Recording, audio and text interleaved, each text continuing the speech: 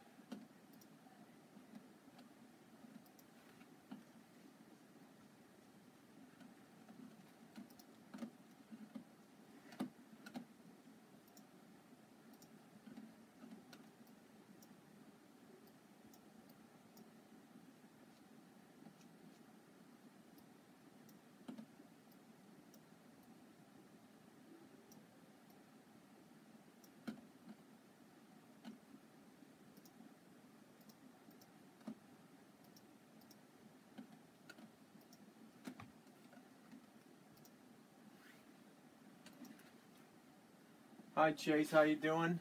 Thank you. You're the first to join, it looks like.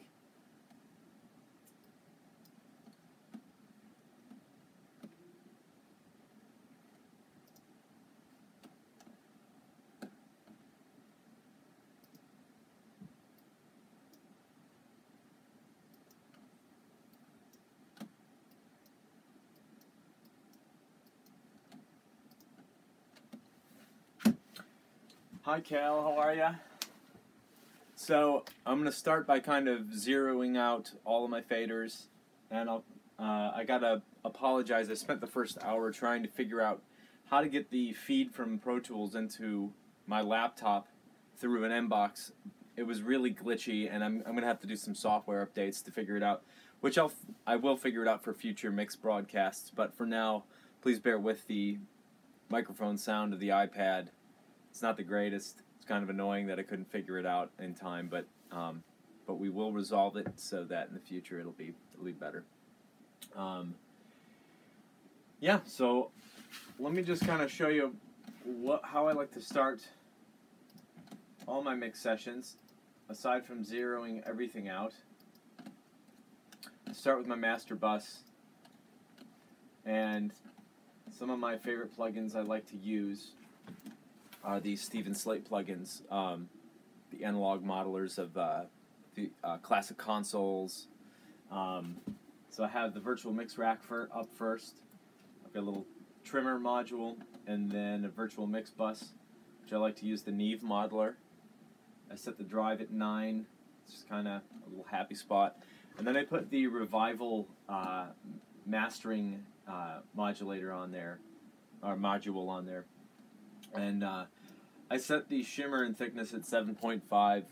Kind of adds a nice richness to the low end and a nice shimmer to the high end before I even start doing things. So I'll preset this before I even start EQing the instruments. So I will EQ everything to this master module. So I'm kind of pre-coloring the master bus before I even start messing with the colors of the individual elements. So, and then after that I have the virtual bus console. And it adds a really nice tonal characteristic. Even if I don't compress the mix at all, just having these, just having this plugin engaged, it emulates all of the circuitry of these analog pieces. So it does affect the tone.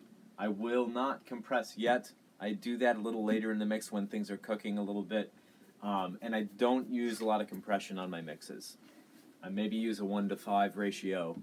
On the master bus, that is, and at most maybe I'm hitting it at -3 decibels. So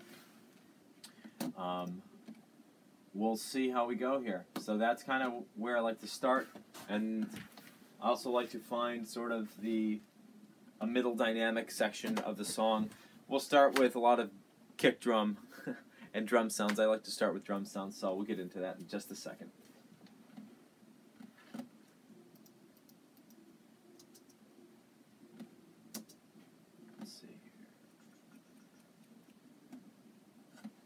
I'm also just going to sort through and organize the session so that it makes sense. There's a lot of left brain, right brain stuff going on when you mix, so you kind of want to get the more logistical stuff sorted so that you can then be creative and have a bit of a more fluid process.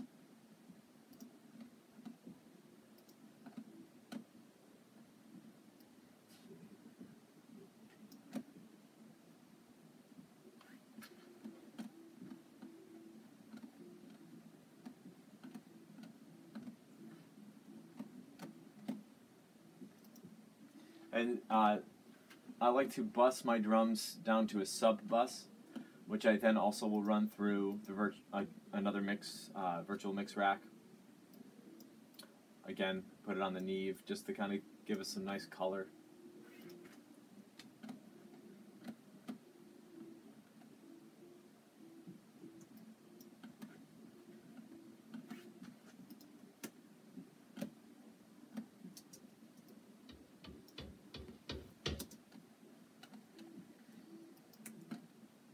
So I'm going to start with the first chorus.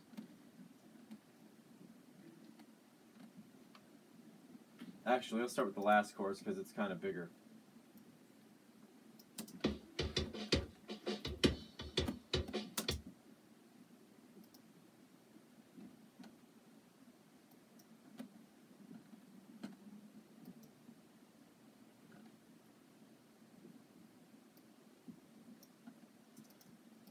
And you'll see this Steven Slate plugin pop up a lot here.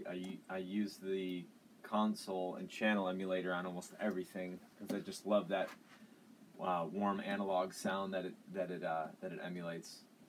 So right now we're going to start with kind of just dry kick.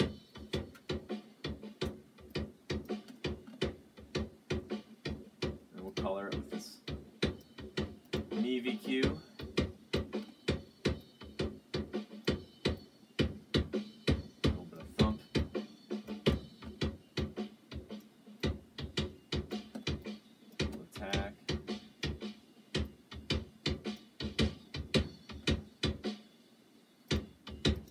then I like to use the Waves SSL channel. It's got a great dynamics section, and it's great for kick drum in particular.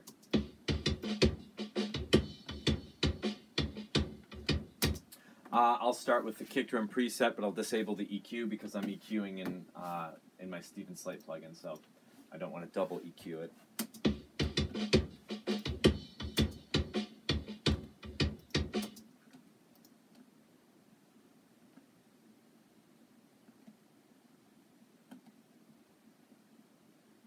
Thank you for joining us, Chase, the Delibird Special, and David.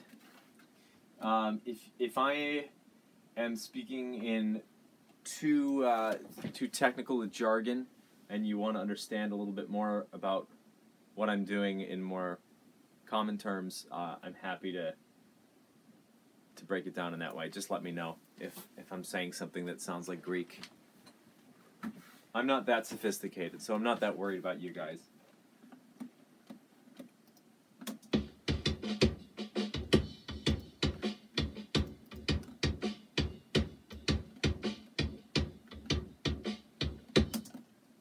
So that's cooking kind of nice. I'm just going to bring down some of the gain on the kick because it's clipping a little bit.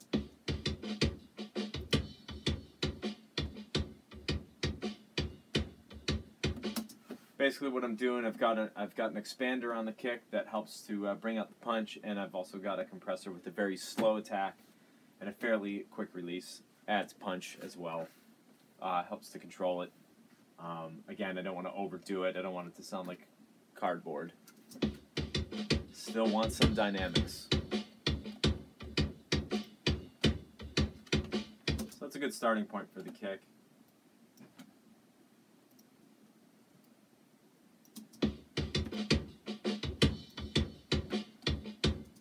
We'll bring in our snare drum here.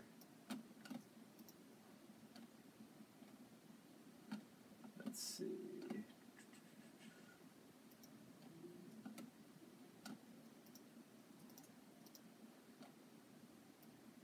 Again, I really like the Neve emulator.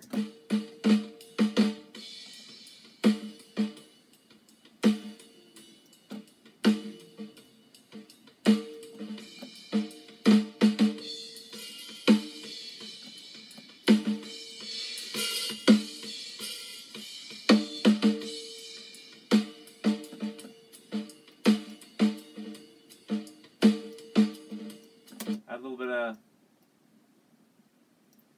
220 hertz to add a little bit of punch, and then I'll just kind of color the snare and brighten it a bit.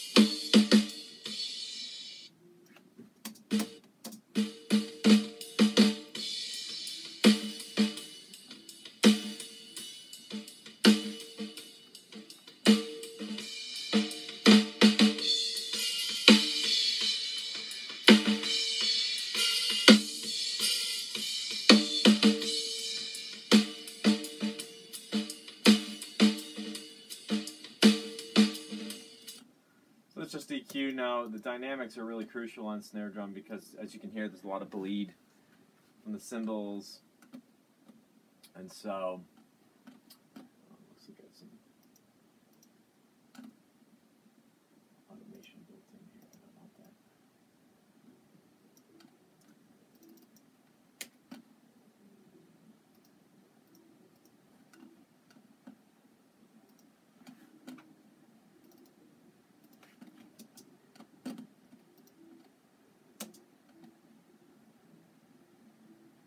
Yes,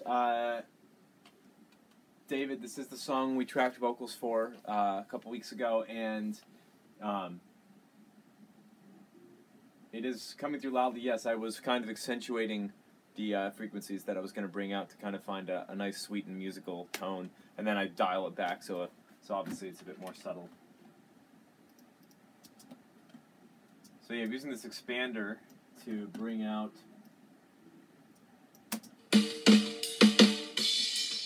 expander and compressor to bring out to control the dynamics and also to help hug the snare so that we're not getting all that bleed in between the snare hits.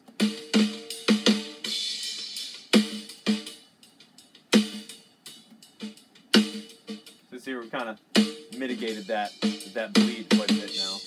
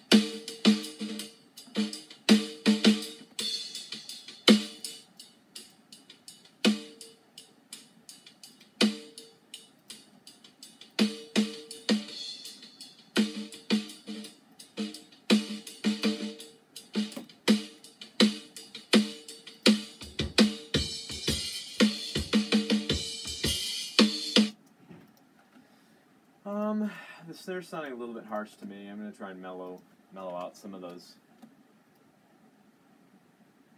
harsher frequencies.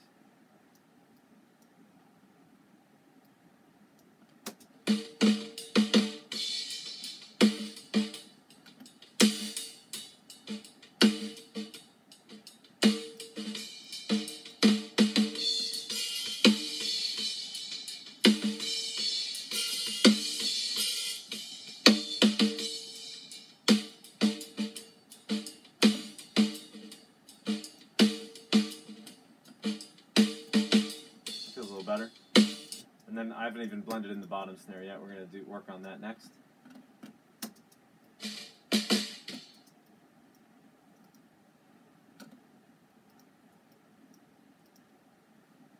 Just going to copy over the same set of plugs and just kind of modify the EQ to the bottom snare.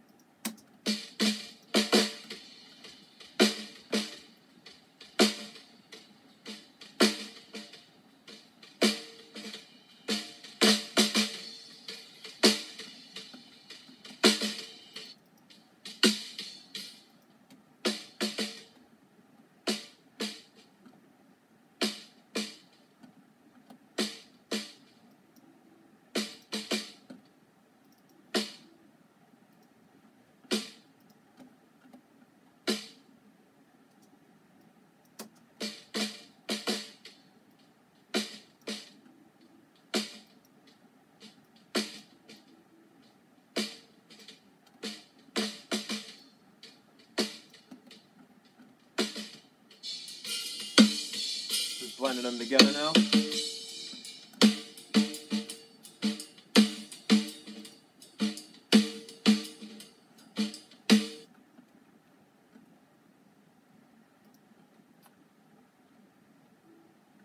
So you'll notice that the top snare drum, for those who aren't accustomed to mixing drum kit or mixing at all, let me know if I'm getting too deep and involved with every little thing I'm doing. Maybe I'll lighten up on that as I go here, and if there's a specific question that you have, you can just type it in the comments field, and then I'll address it. Otherwise, I could talk forever about this stuff and then not get very much mixing done, which, you know, depending on who you are, may or may not be disappointing or exciting. So I'll carry on, and I'll try to kind of be a little more strategic with what detail I go into. If there's anything I kind of glaze over, just ask me in the questions field, and I'll be happy to answer. So thank you guys also so much for joining. This is really cool for me. So Tonto wants me to get as technical as possible. Well, one of the basics of recording and mixing drums is phase relationship. Essentially, all that is you know, there's so many mics picking up the drum kit. You have two snare mics, a kick mic, overheads, tom mics, and you want to make sure that when the sound leaves the snare drum, when the drummer hits the snare drum, that sound is traveling at a finite speed. It's hitting all those mics at a different moment, because as it travels, that's just the nature of space and time, right? And because sound is a wave, it will hit one mic kind of on an upward swing of the wave, and it may hit a different mic at a different time at a downward crest. And when you mix those two mics together, what ends up happening is there's this positive energy and negative energy, and they end up canceling each other out, which results in very thin, washy sound, very unrealistic sound. So you want to kind of nail that when you record the drums. You want to make sure that that the phasing is, the timing of the phasing is all set and all in line. It can either be perfectly in phase or perfectly out of phase, because you can flip it to match. But if you're in the gray zone, these are the phase buttons that you probably can't see on the SSL plugin. So you can flip the phase afterwards, and there's phase buttons on the mic pre's as you're recording the drums. When you flip that phase button, if there isn't much noticeable difference in the relationship between the two mics you're checking out, chances are you're in the gray zone, and you're going to want to move one of those mics. You want it so that when you flip the phase, it's either one side is completely out, it sounds like garbage, and then the other is really punchy and deep and clear. That's kind of the basic guideline I go for. More on phasing later.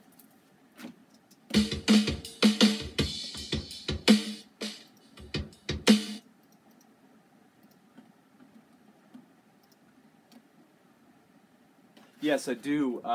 Lucas, I do drag clips to align waveforms if I'm in salvage mode. If I didn't record the drums, or if I recorded the drums and neglected to get them in phase, I will do that. That's a nice cheat you can do in the digital world.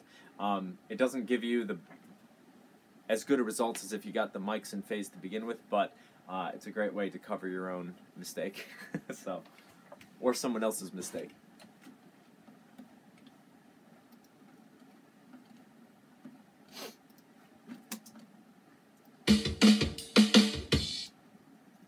Gonna mess with some reverb here on the drums. I have an R verb queued up. It's a gated verb. We'll see how it feels.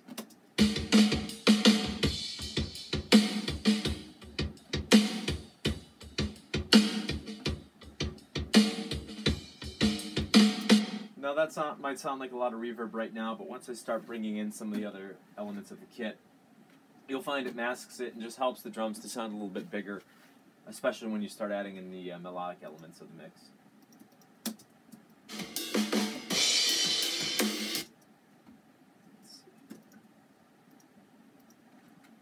And on the overheads, I'll also bring up our Stephen Slate virtual channel emulator. I like to drive the overheads pretty hard with it.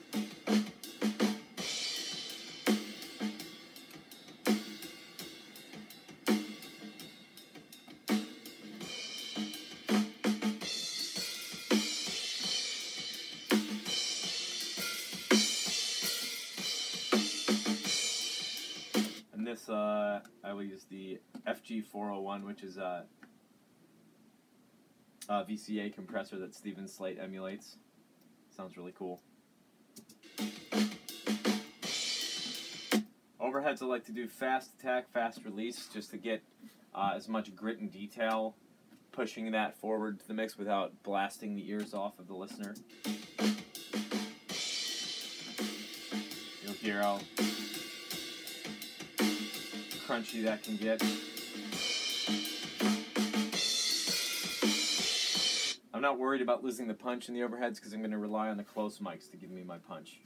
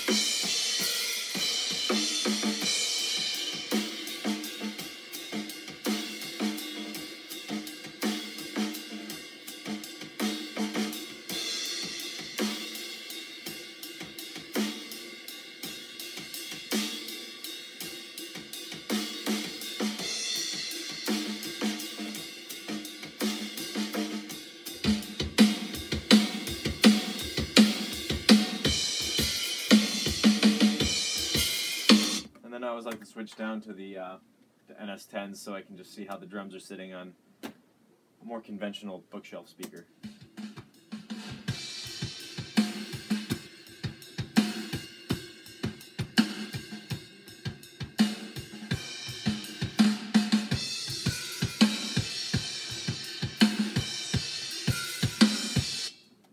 Not too bad, not a bad start. I'm going to... I don't know that Steven uses the rack or floor tom in this song at all. I'm going to investigate. What I do for most songs is I will go through manually and clean up the tom tracks. So I don't have to rely on a gate to get rid of all the other bleed that comes through the tom mics. So it can be tedious, but I'll kind of just like crank up the rack and floor tom mics. I'll solo them and then hard pan them left and right so I can easily distinguish what is what. Yeah, he's using the toms in some of the fills, so we'll just go in here and do a little bit of quick editing.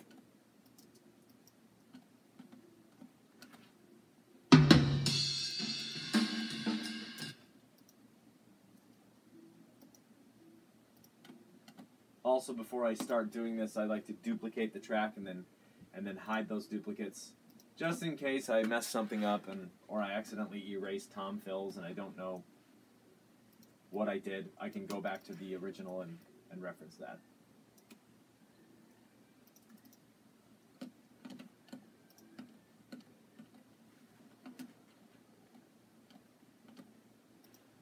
Yeah, this particular live stream, we'll probably do about 3 hours. We're missing a couple of elements, so I'm going to have to finish this mix once I get those. We outsourced. We had Rocco and Steve worked on the string arrangement for this song, and we sent that over to a company called Studio Pros, who then, for a fee, obviously, they will track the string arrangement. They have musicians and everything there, and what that does is it saves a lot of time and energy from us having to coordinate with string players. We send them the charts, and they record it to the track, and then they send me the tracks back. I get to preview it online, send them a couple revisions, get that sorted. So that's going to happen over the next day or so. For some reason, I'm always down to the wire trying to finish the song to get it released before the end of the month. Trying to get better at that so that it's not as stressful. And I don't like doing like revisions on a mix the day I'm gonna release it because I want to sit with it and make sure I like it. Chances are when this album drops, we'll make even further OCD tweaks. I'll have it mastered by a proper mastering engineer. That honestly most ears won't be able to tell the difference, but I will, and it'll help me sleep better at night.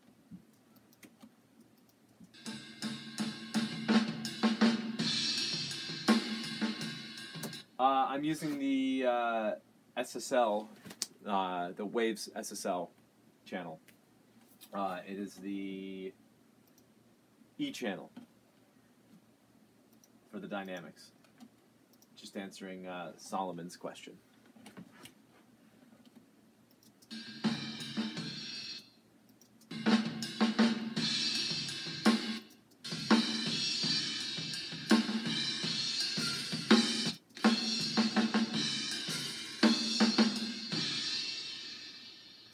So as it turns out, it looks like Steven really only uses his toms twice in this song, which actually makes my job a lot easier. It's a lot less to go through. And so now we'll kind of hone in on this moment, one of these moments, and get the tom sounding proper.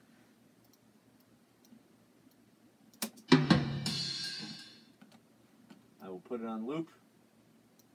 You guys will just hear an obnoxious loop of this tom.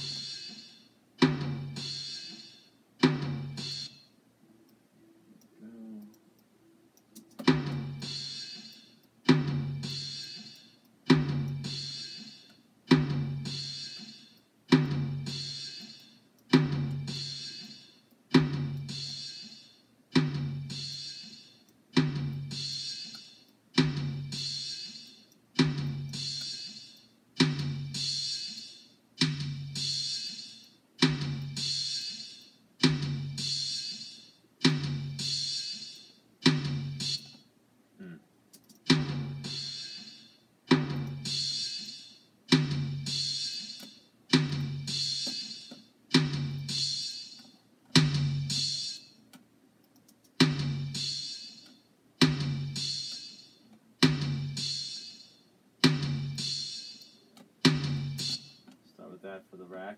As you can hear, there is a lot of crash that bleeds into the crash and ride that bleeds into these toms. Sometimes you just can't avoid it. Some guys like to put the mic super close up on the toms to reduce that bleed, but I don't like the way the toms sound when the mic is too close. They don't sound very natural, and it's hard to get them in phase with the overheads when you do that as well.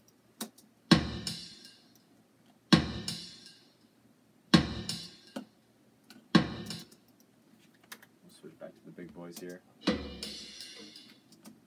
just to feel the girth of the floor tom.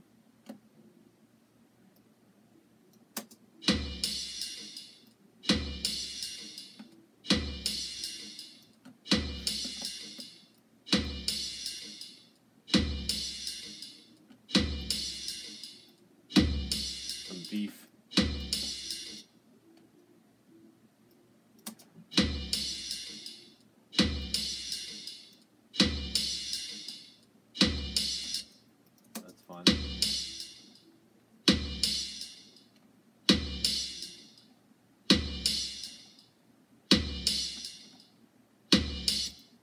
And let's hear them together.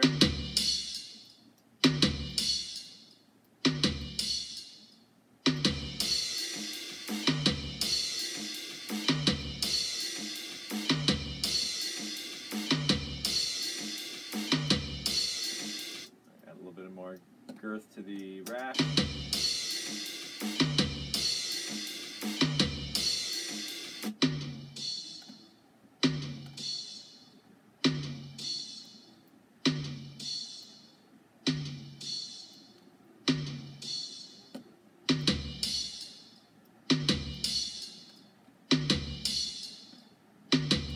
That'll do for now.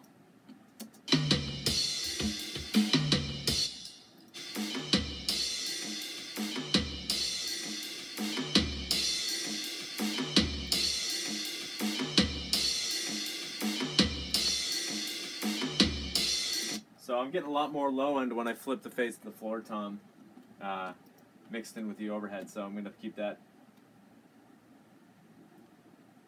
We're going to keep that out of phase, or flipped so that it is in phase.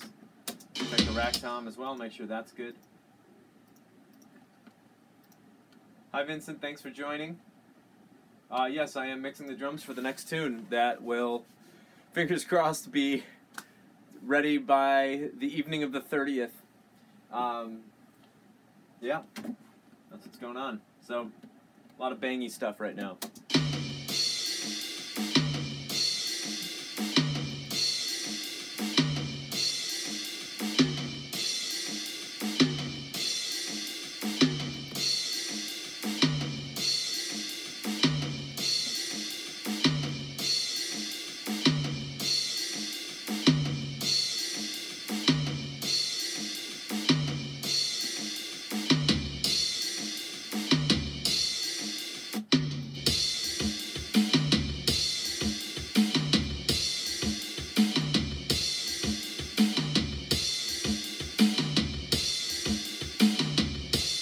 All right.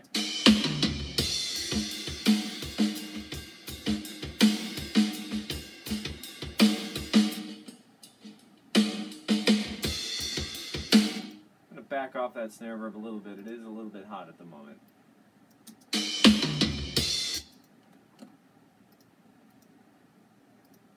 Sometimes I like to double compress my snare with the Kramer Pi, very lightly, just when Steve is extra dynamic with his snare work. I want to bring out the details. I don't want to crush it too much because I still want it to be punchy. But it is a helpful tool.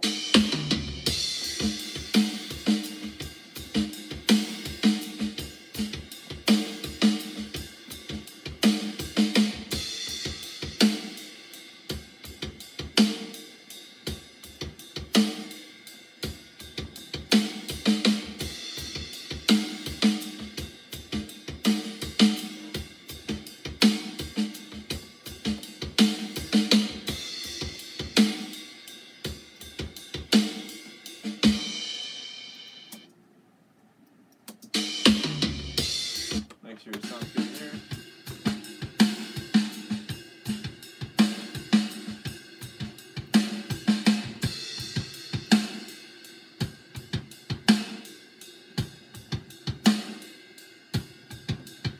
Nice.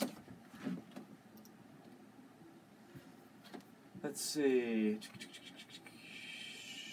How did you alter the sound of the toms? By getting it from the overheads? Is that what you just said? So, I alter the sound of the toms by EQing their individual channels, and also by checking the balance of the toms to the overheads, because that's going to change the tone, right? You're going to get a little bit more of a deep, rich tone, but sometimes it can start to sound fake if you have too much of the close mic. You want a perfect blend of close mic to overhead. I am using the Steven Slate virtual mix rack, which comes with 2 compressors and 2 EQs. So that's the bundle I'm using. I like the Neve, the FGN, which is emulating a Neve EQ. I use that most of the time. If I need to get more surgical, I'll use the Waves Renaissance EQ. I can get a really tight Q on it, so if I can find problem frequencies and get rid of them easily with that tool. Otherwise, the Neve is really musical, very, very, very rich sounding, and it's really fun.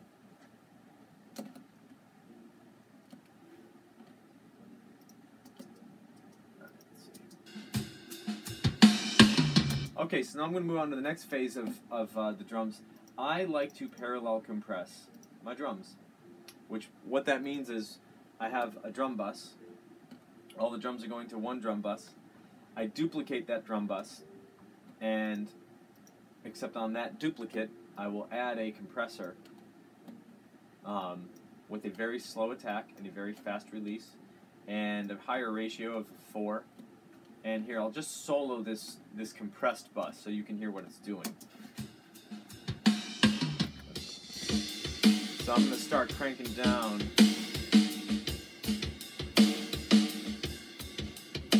You can hear how it's doing a lot of pumping, which on its own is obnoxious and not very natural sounding. But if you blend it into the uncompressed one, you end up with a nice, little bit more aggressive, but yet controlled drum sound.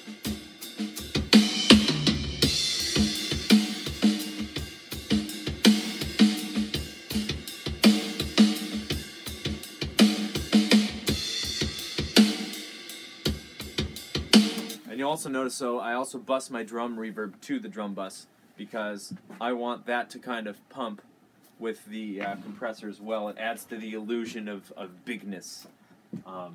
Mixing is all about smoke and mirrors and creating psychoacoustic illusions to the listener so that you feel immersed. Obviously, there's not a band playing in your living room, but if you can make it feel like that, then you've done your job well.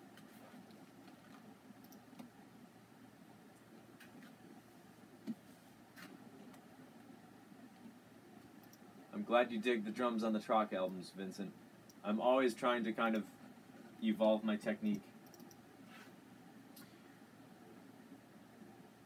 I bore easily.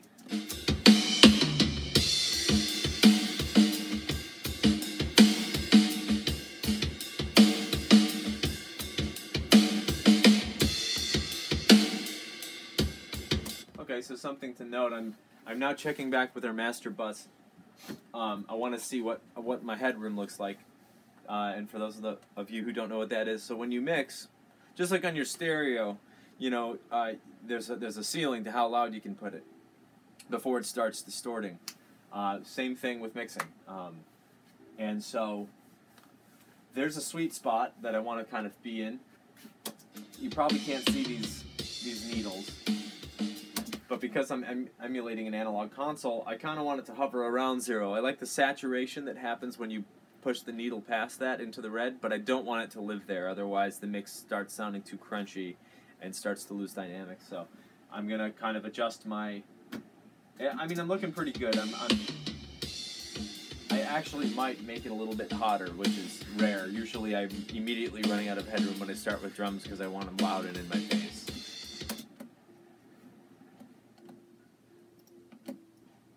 But it is important. Just turned up the drum bus to see how we're doing.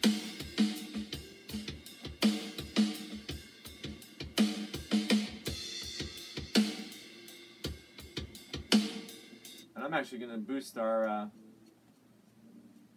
boost the trim a little bit.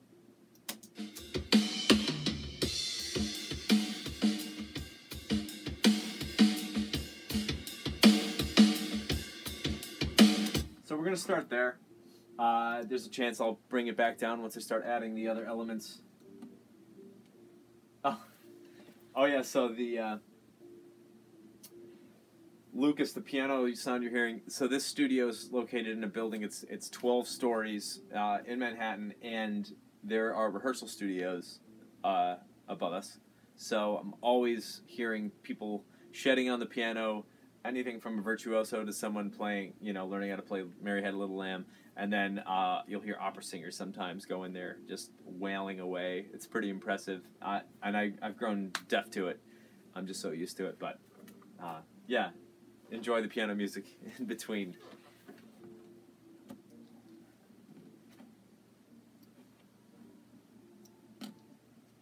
So next, let's dig into some bass guitar. The old Jarvis.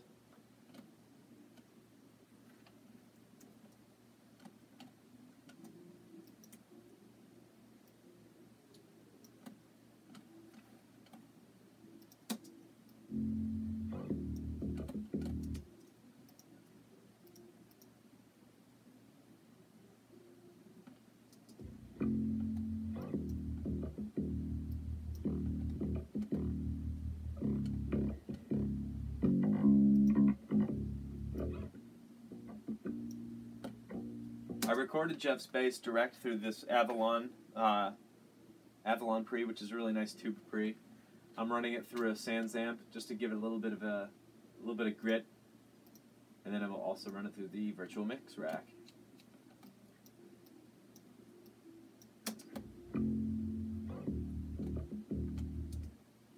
I always notice the Neve adds a little bit of nice fat bottom to whatever I run it through. I'm going to add some fat space down in the 50 hertz just to give me some fatness, and then let's see how it sits. We are distorting. We are too loud. We got too much going on here.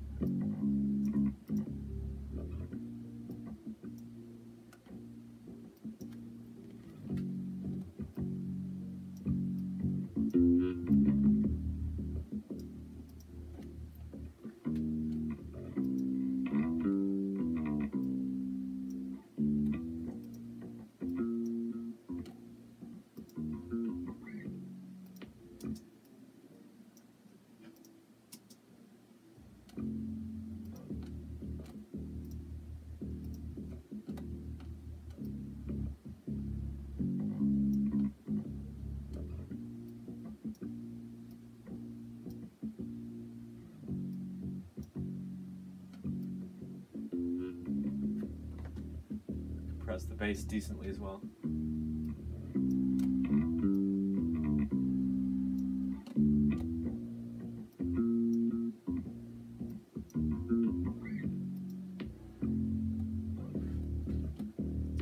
Sorry, we're on an awkward loop, so that's why it sounds goofy.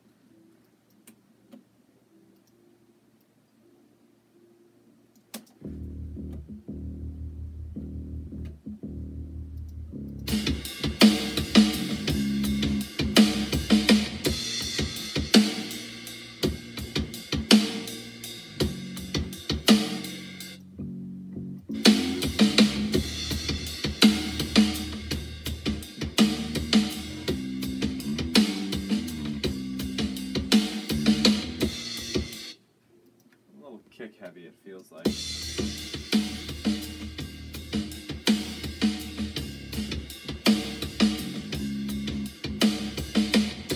I can't tell. I have a tendency to go overboard on the kick. I just love that punch. How does the beard oil creation go? Very well, David. I think we've got our scent. I need to get the final sample from him. I wanna rub it into my own beard and see how I like it before we release it. But it's going well. Thank you for asking.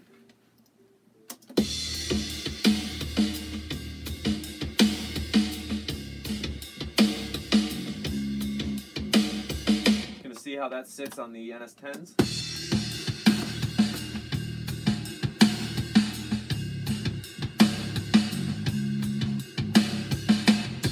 I like it. I like it quite a bit. I believe...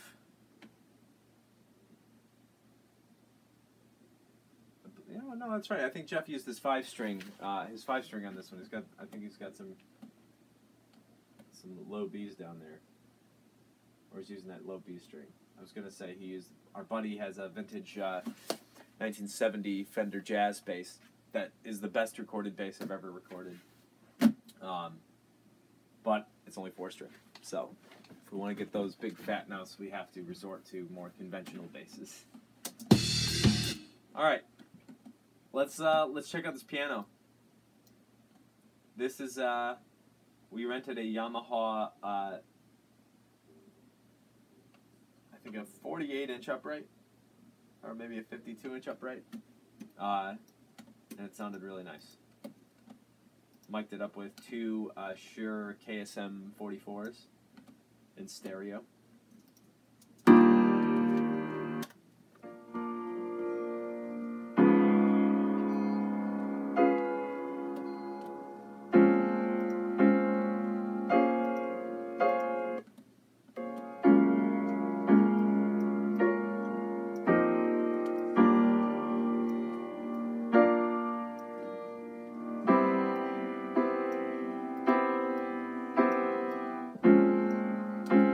Tempting thing to do with piano, especially, I love Danny's playing, I'm always tempted to let it stay sounding very big and rich, but our music is got so much instrumentation that you end up shooting yourself in the foot. You don't want to use all that real estate. It ends up muddying everything. If it was just piano, bass, and drums, it'd be different. But so I'm gonna EQ this, and you're gonna hear the piano might sound a bit thin at first, but that's on purpose because I need to leave room for the other instruments. So.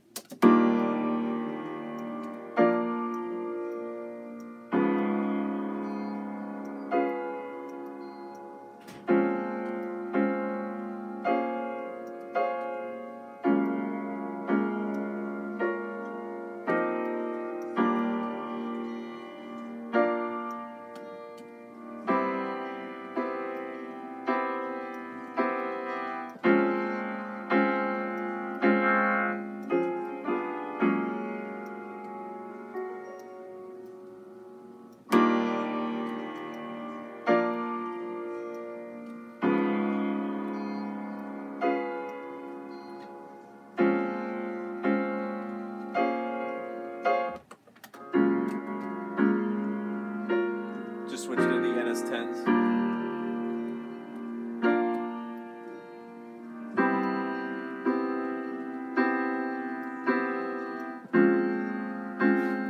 So with the piano, I like to double compress it, but not because I want to compress the shit out of it. I want to transparently control the dynamics as best as possible. I don't want it to sound pumped. But I also don't want the dynamics to be all over the place in the mix. I want you to be able to hear the intricacies of what he's doing as best as you can anyways. So I'll start by kind of doing a very slow attack, slow release, but a higher ratio. And I don't want to really touch it more. It should only hit it on those harder notes.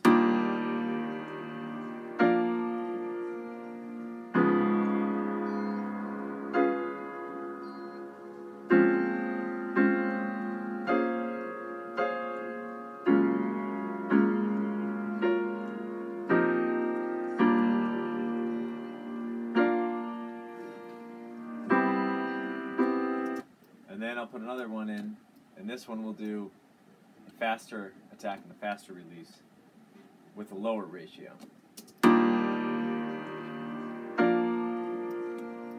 And that'll grab the peaks and give us a little bit more detail as well.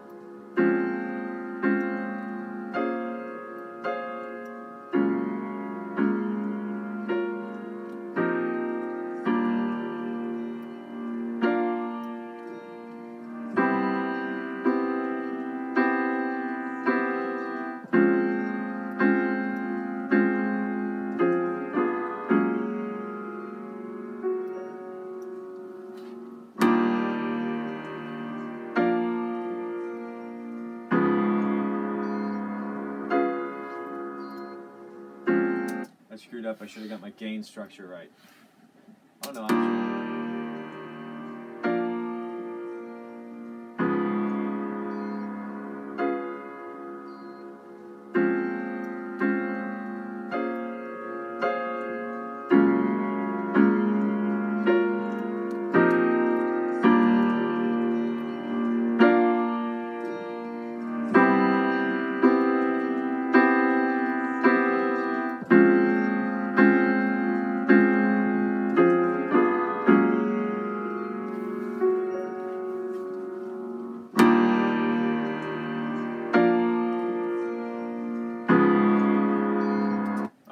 We'll start there, and let's just see how we can get this to sit in now.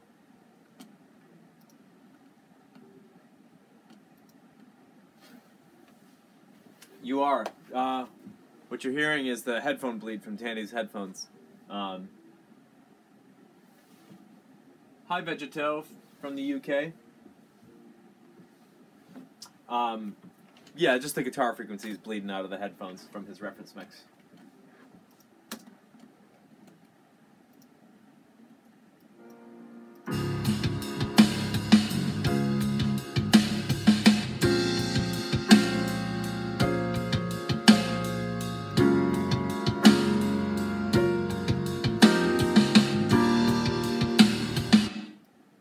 bring the snare drum down a little bit. I like a big snare, but it's cracking through pretty strong now. Kind of as you blend in the other instruments, it starts to be telling of how your drums are doing.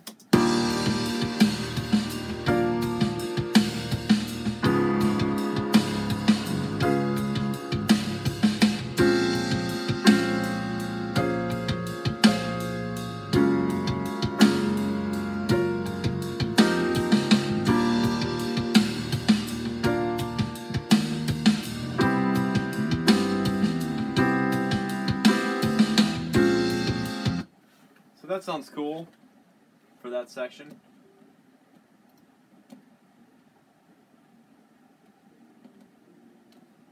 Thanks, David. I'm glad you're digging it. I'm digging it too so far. Let's see, what do we do next?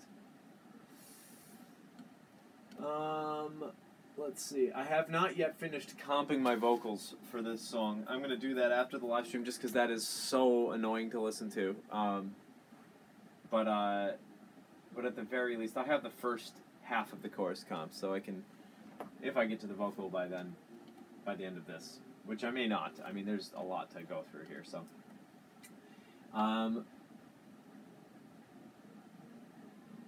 Yeah, we'll do, we'll get Johnny involved here. We got Johnny's guitar.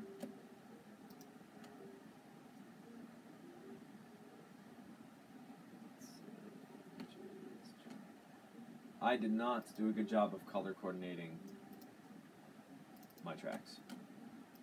Do that.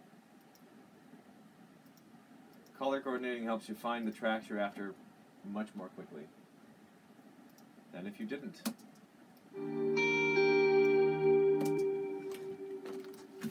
Alright, so I have D-Verb on his guitar right now, but I have it on the main channel, which is a no-no in mixing, unless there's a specific reason why you're doing that. So what I'm going to do is disable that, and I will send.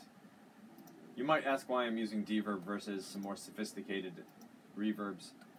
The native version of D-Verb has a modulating tail, which is really kind of funky sounding, and I like it sometimes. If I want something more realistic sounding, I won't use D-Verb, but there's a certain desired effect that it brings. But if I want a more realistic, I'll use like a convolution verb or a really nice plate. I'm also just disabling all my Q sends because it's just using unnecessary processing power that I will definitely need for all the other plugins I'm going to be running on all these other tracks. Bring up our mix rack.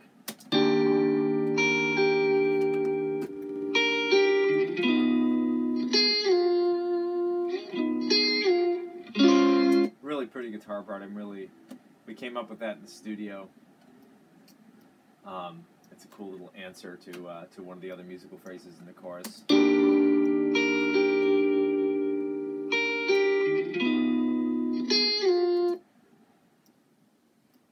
Saturate that.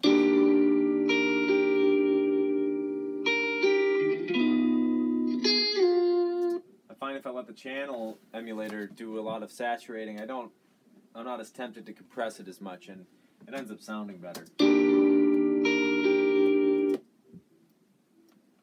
Now Johnny's guitar is already pretty nice and chimey, so I'm not really going to try and do much with it EQ-wise. I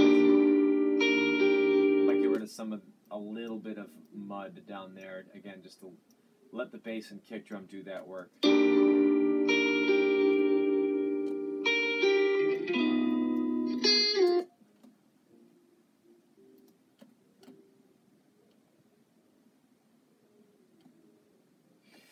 Well, Vincent, you know, if you guys do want to hear the vocal mixing process, I'm actually happy to do another live stream.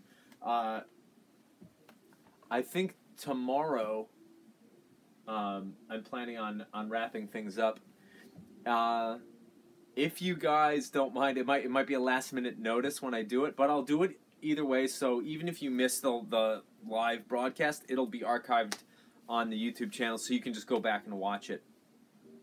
And I'll gab on about it. I would love to find a better way to like instantly notify everyone that I'm going to do this, because sometimes things just schedules change. I manage the studio, so when studio clients come in, sometimes I just need to shift stuff around, and I can't work on my stuff all the time. And so sometimes a window will open up. It's like, oh, cool, I can comp the vocal during this hour or two. And if it's something you're interested in seeing, I'm happy to live stream as much as possible. It's more a matter of making it convenient for you guys to be able to tune in,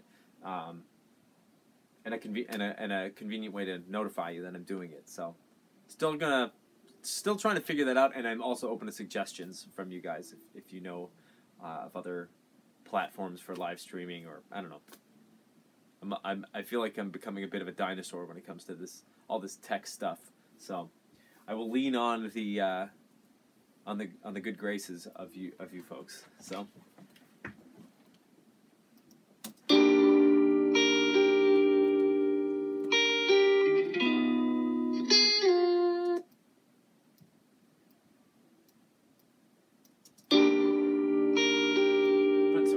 On this guitar now. I do a faster attack and a faster release.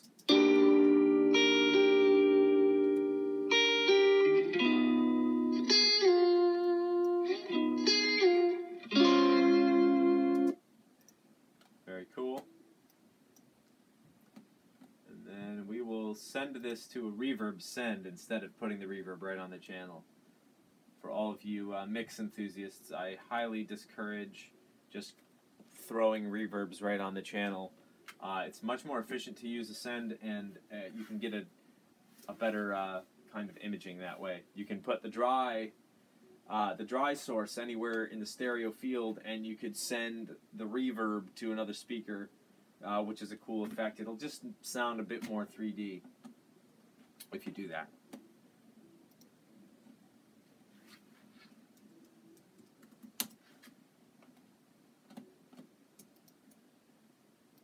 I learned to mix and record on analog console, so that's one of the reasons Pro Tools appeals to me in the digital realm, because it acts as basically a virtual console. Without the warmth, of course. The warmth is provided by these great plugs that Stephen Slate makes. Waves also makes really good analog emulators, but yeah, that's we can get into signal flow and all that stuff later. But for now, this is what I like to do.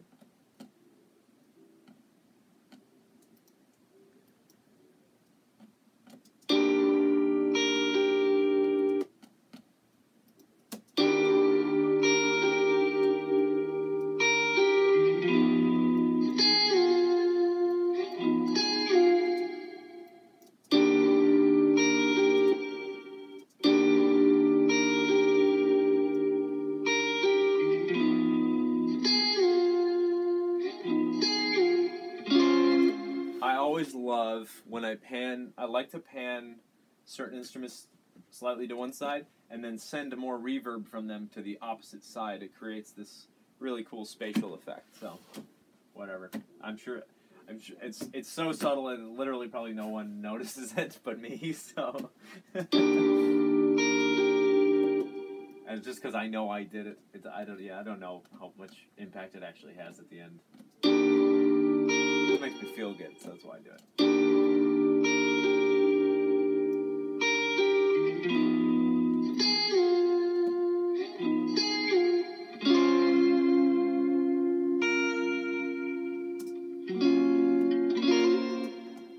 Couple questions here. Do I do my own mastering?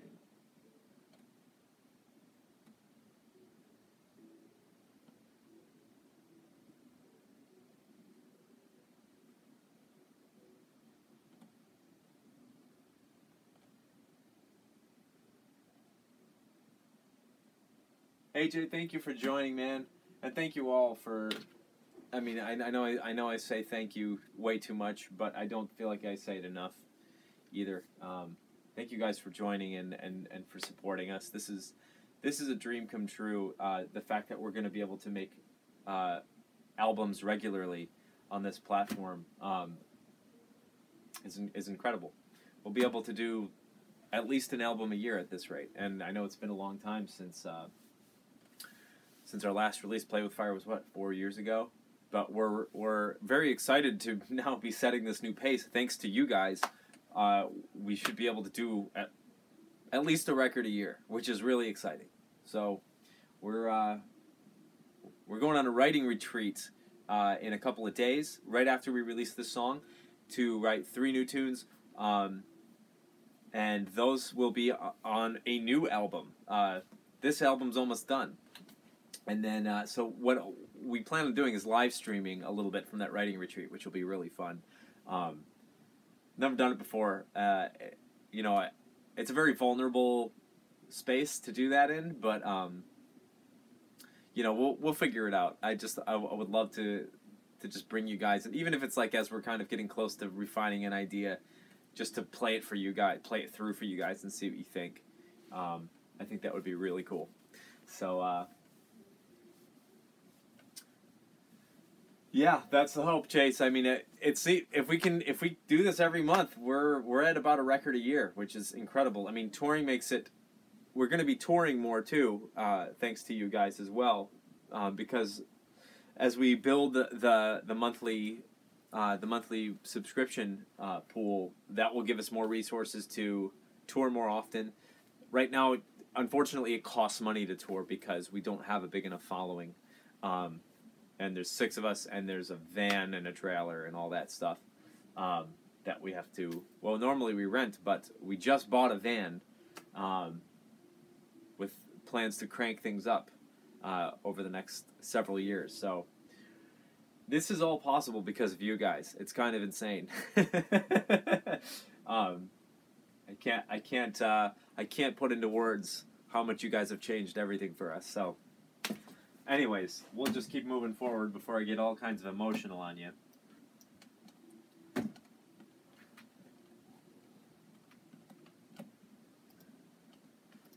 See.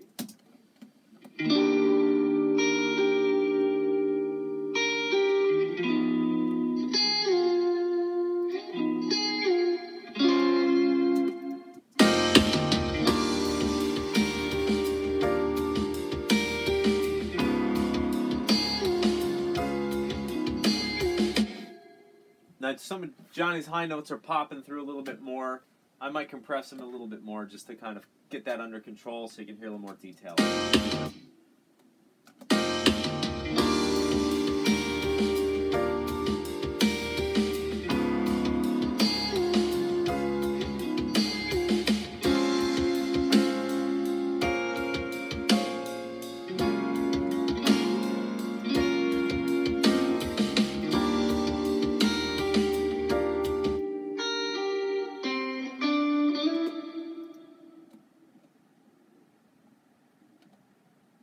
Let's see here.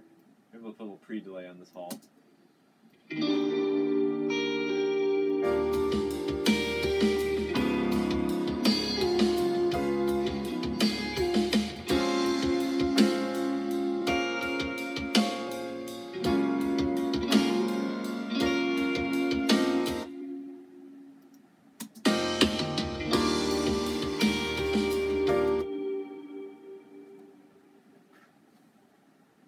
Let's see. Try our church setting on the reverb. Get a little bit more.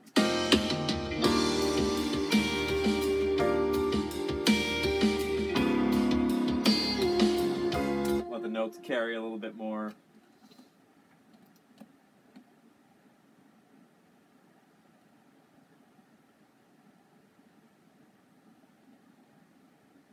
Yeah, if you guys save. If you guys save the links that are in the posts, those links will just last. You can go back to it when this is done and rewatch this or shuttle through it to a particular part. And I wonder. Well, you probably wouldn't want to download these because they're so damn long, so they'd be really big files. But as long as you can make sure that there's come up with an easy way to keep access easy for you guys, so you can access them at any time.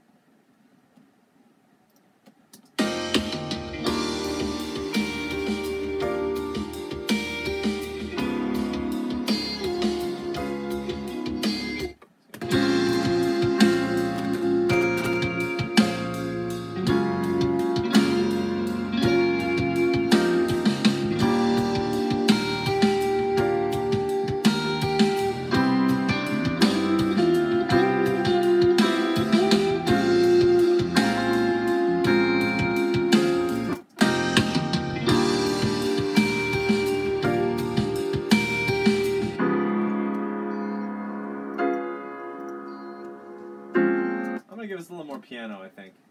Maybe a little more piano. So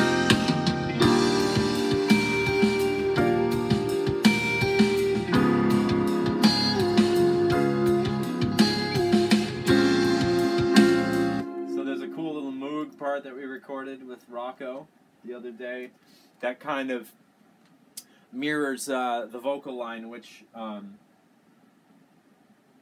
don't know that we'll get to today, but if when I do mix the vocal, I'll just live stream it, and if you guys miss it, you can see it. They kind of interact really neat together. So.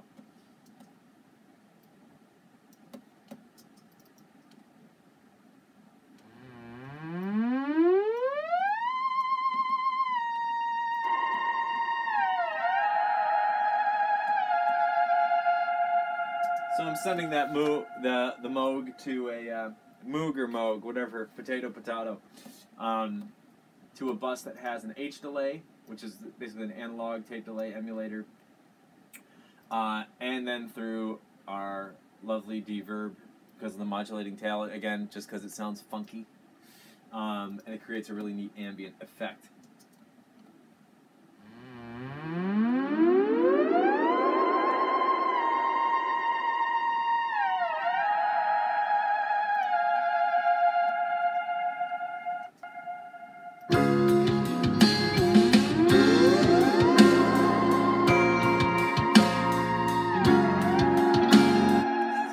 Sits in there. I'm going to thin it out a bit. Again, the reason I like to thin things out is it makes more room. The lower frequencies in a mix end up masking the higher frequencies. So when you have too much bass, it ends up making the mix sound too muddy or dull. And it almost swallows the immediate frequency zone above it. So, you know, if all your instruments are trying to be big and thick, it just ends up sounding like an overcooked stew, and you can't really hear any detail. So, I kind of associate brightness with the clarity and intelligibility in a mix.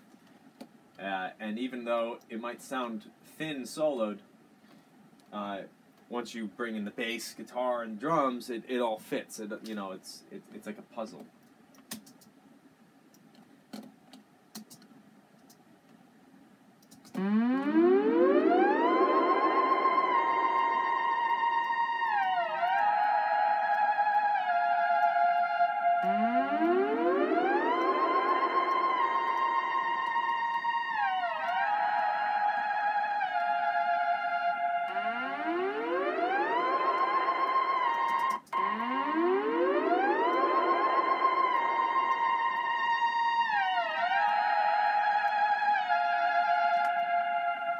That. We'll compress it a little bit. Fast attack, fast release, low ratio.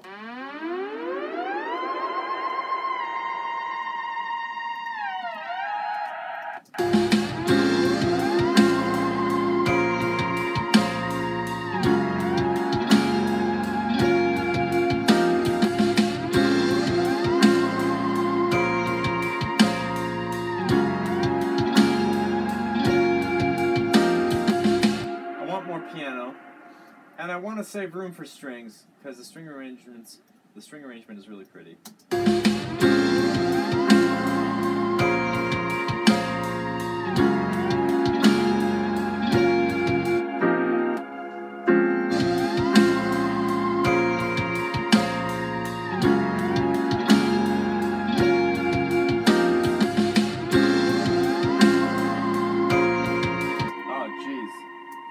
I just remembered that GC sent me percussion tracks for this song, and I hadn't even got a chance to check them out. Shoot.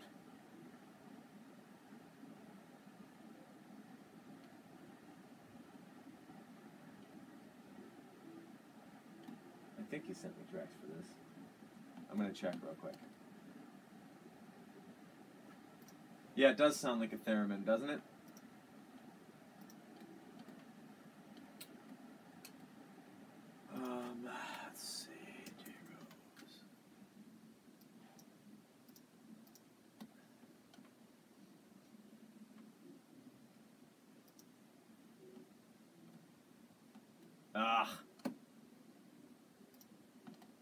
miss my window to get this.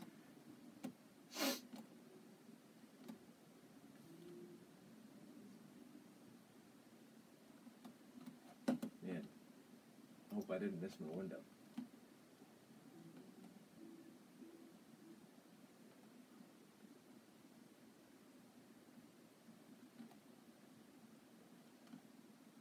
There's a chance I did.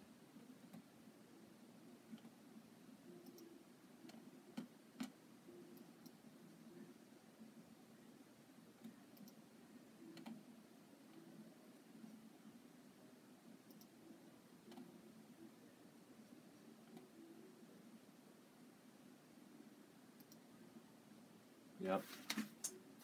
Real quick, I'm just going to check on my laptop to see if I downloaded it on that.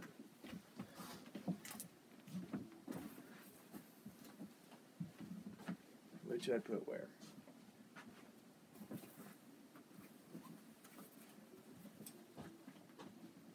I'll be right back.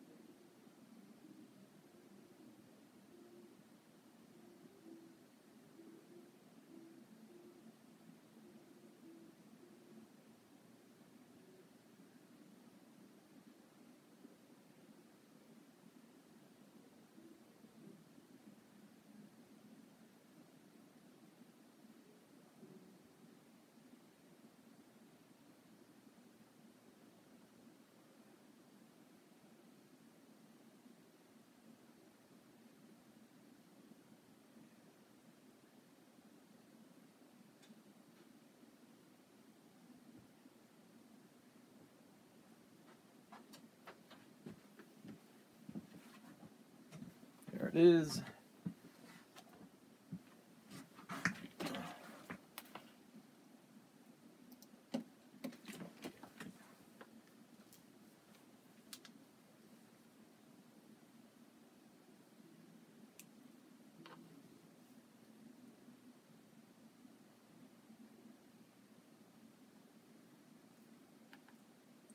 Yeah, the theremin will always sound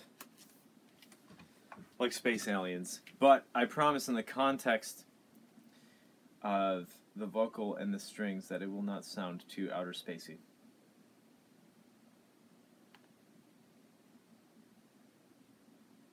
Man, I am such a fool.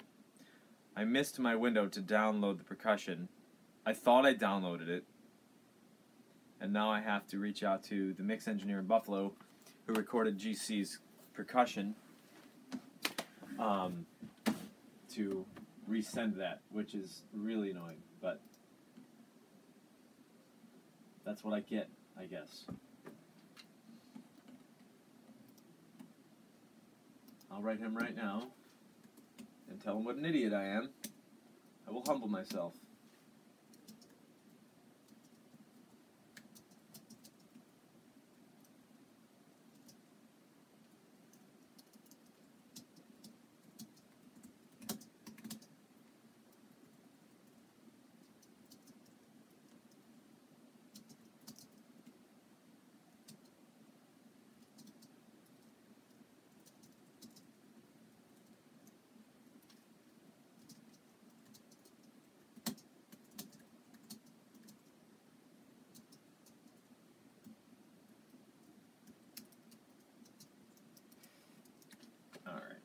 That's sorted.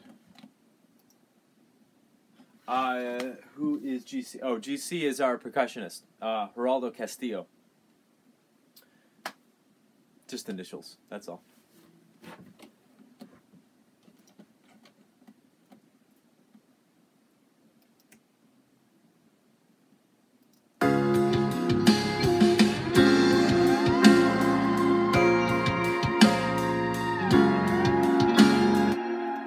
Snare's feeling a little hot still with this other stuff in, so I'm going to bring it back just a little bit more.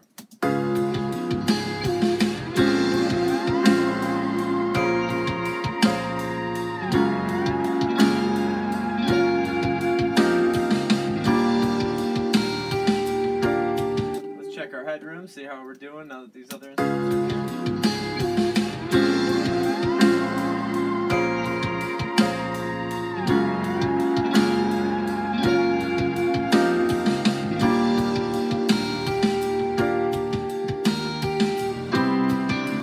It's feeling nice. Okay, so that's the chorus, which is, you know, one of the bigger sections of the song. Let's kind of move on to verse 3. Steve's drumming style changes dramatically. We have a different guitar part involved here. We have another moog part.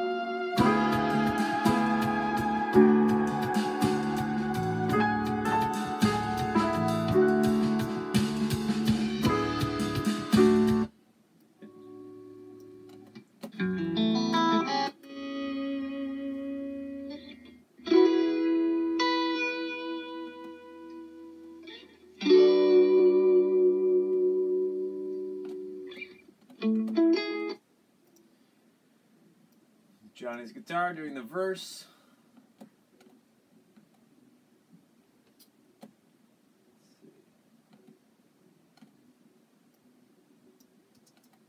I'm going to bypass the EQ and the compression on the SSL here. I will use I'll use the expander because there is a little bit of a hum in his guitar, and it'll help to kind of dilute that when he's not playing, adding unnecessary noise to the track.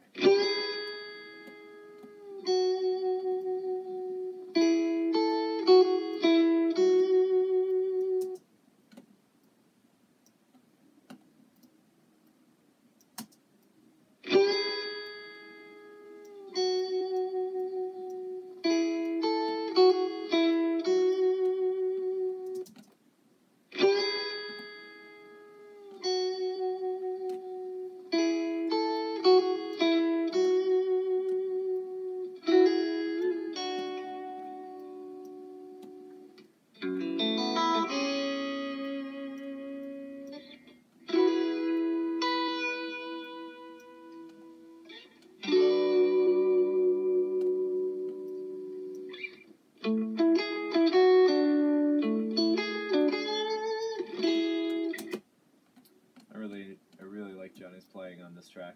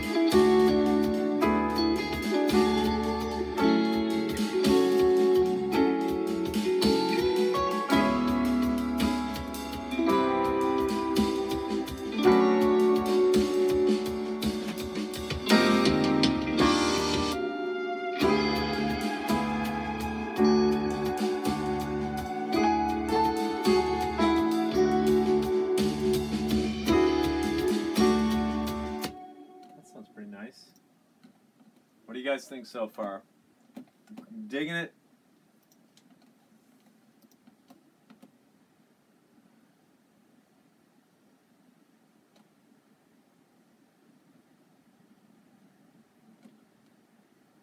Oh yeah, there's a little moog line here that I gotta automate.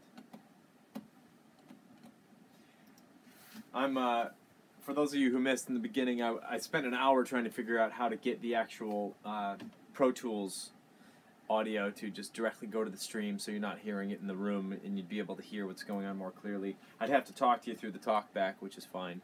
But I couldn't get the drivers to work. I can't keep up with all the software updates. I feel like as soon as you get something running stable, someone decides to do an update and then that's no longer compatible with this thing, and then I don't know, it turns into a series of headaches.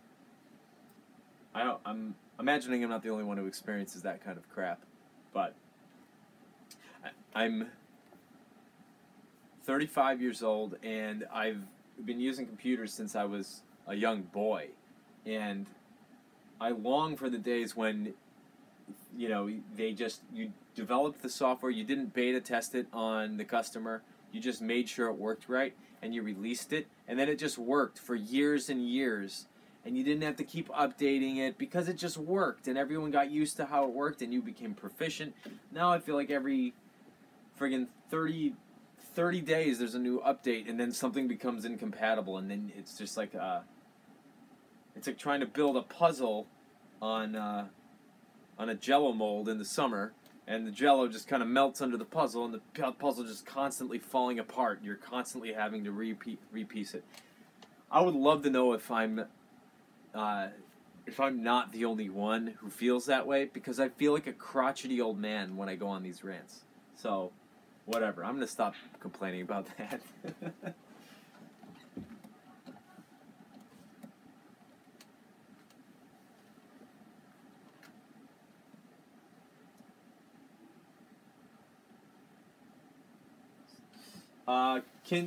Kinsman, so we wrote Play with Fire. A lot of Play with Fire was written on the web. But we are, thanks to you guys, we're able to regularly get together to write and record in the same room. So most of our collaborations happen in person now, which is better chemistry. We can refine each other's ideas more effectively. It's just an overall better process, so.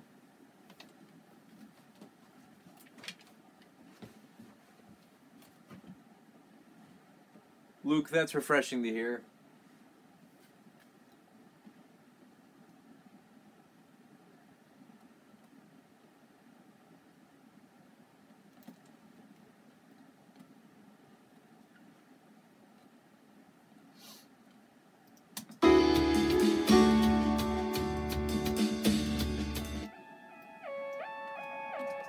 So there's this cool Moog line that kind of comes in verse 2. I don't want to automate it. I mean, Rocco did a fairly good job of writing the volume when we recorded it, but we'll get it straight here.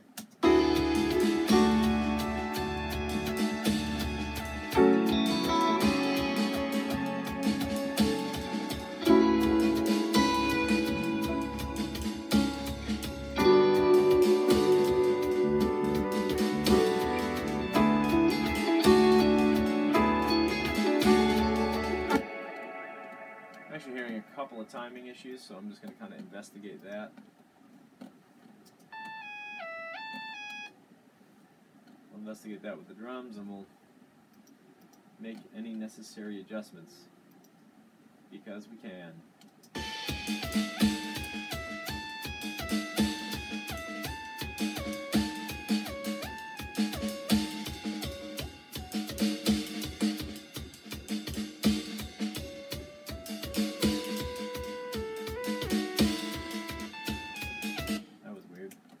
Punch.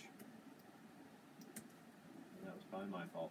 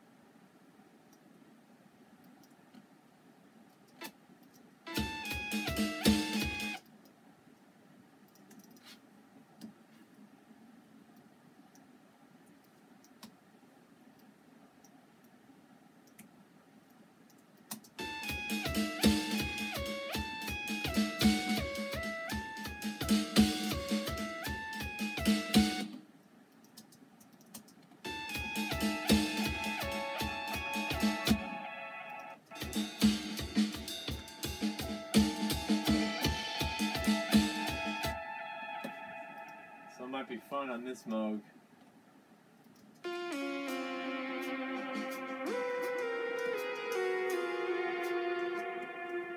To automate some panning.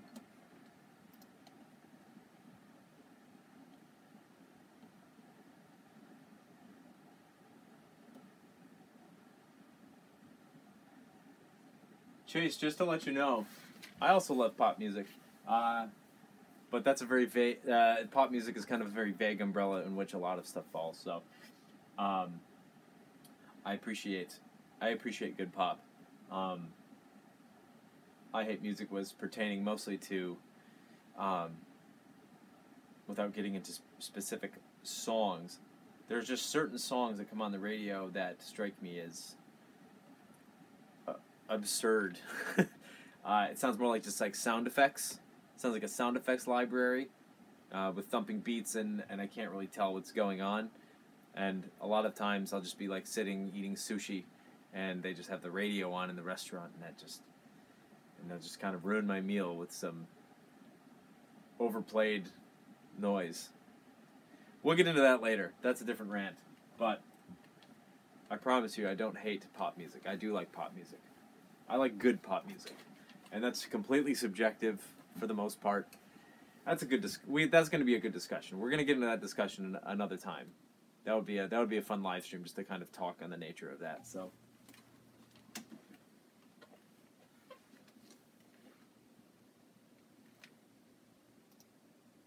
Oh wow, that was a long time ago. Well, hopefully, I'm not just a broken record repeating the same old shit that I said back then.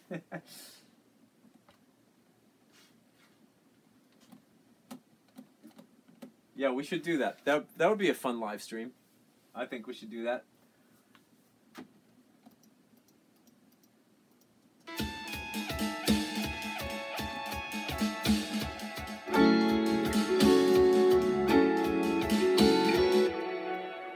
So yeah, we're gonna automate some panning data here so that when this Moog comes in, it'll kind of just swim across the speakers.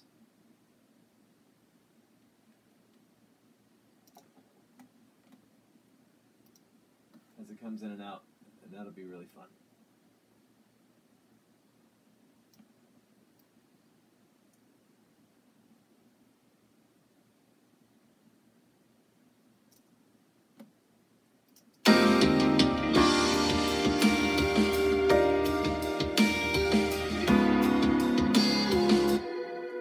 Let's see how this goes.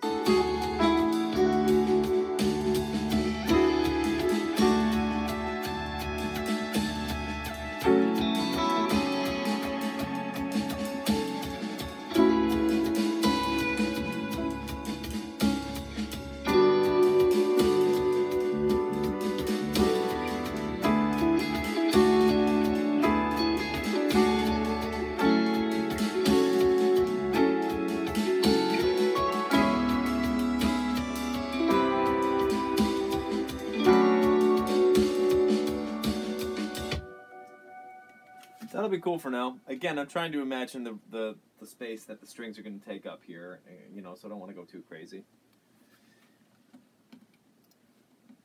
Anthony Cussell, Bucky, how are you, brother? Anthony's the one who granted us access into the church in Buffalo, which we recorded a lot of the old Kendo records piano on. It's beautiful, full concert Yamaha C7 Grand. I don't know if they still have the piano there, Anthony, but it's a gorgeous piano. Anyways, Anthony and I are old friends from Buffalo. Thank you for joining us, man. It was a Kawai. I'm wrong. It was a Kawai, which is also a great piano.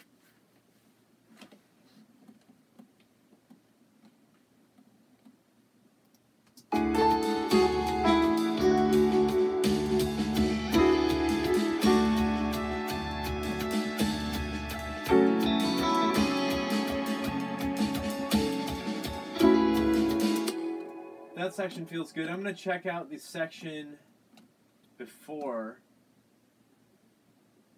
No, we'll move forward, actually. Let's go to chorus 2.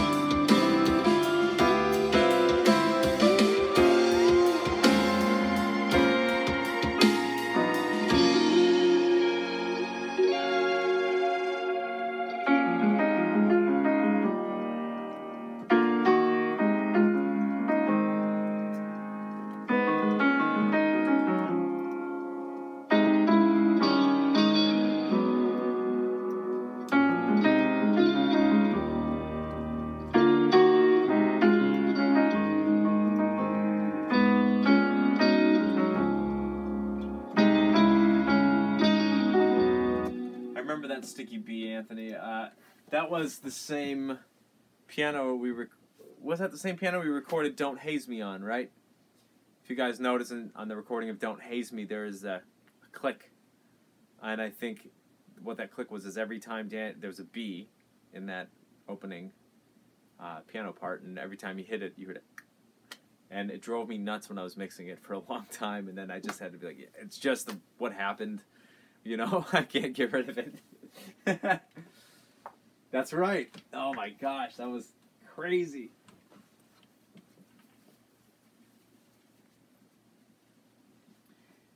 Anthony, I'm glad you're here. I'm sure you can field some questions about that whole process when we were snowed in at the church recording a piano for Play with Fire. Not to put you on the spot, but I'm sure a lot of these guys would love to know more about that. Maybe they wouldn't. I don't know. That second chorus is feeling good for now, without vocal. We'll move on to the bridge here.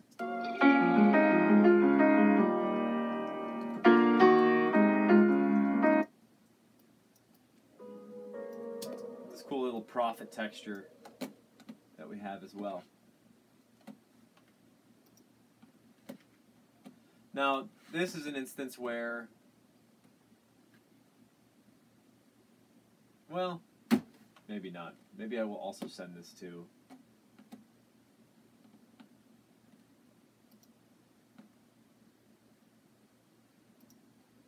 sorry, I stopped in the middle of a thought. I had a D verb on this prophet, and I was about to justify why, and then I'm considering not justifying why, and simply using it. Well, either sending it to a send. I've gone back on my word. I'm just gonna put it on the track because I do like. It's a stereo track to begin with. I just like how it interacts.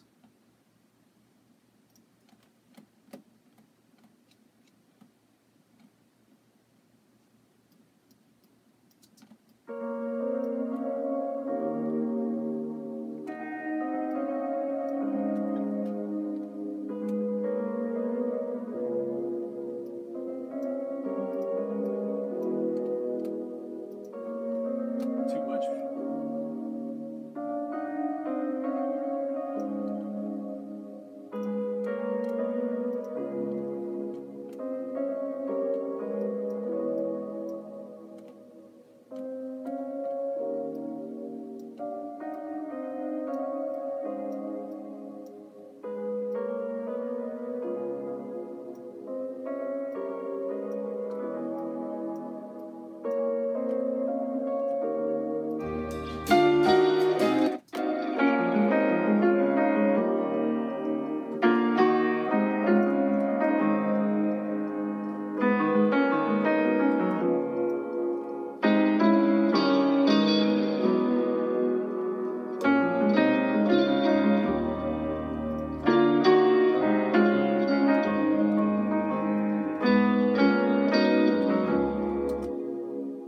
Unfortunately, there's still some click bleed on the piano here, and I'm not exactly sure how I'm going to, or if I'm going to be able to get rid of it.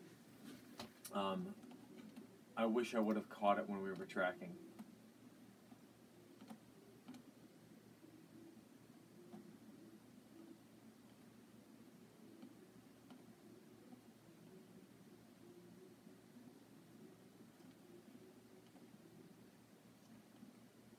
Yeah, the rhythm, chord, and melody was a baby grand at Evangel. Yeah.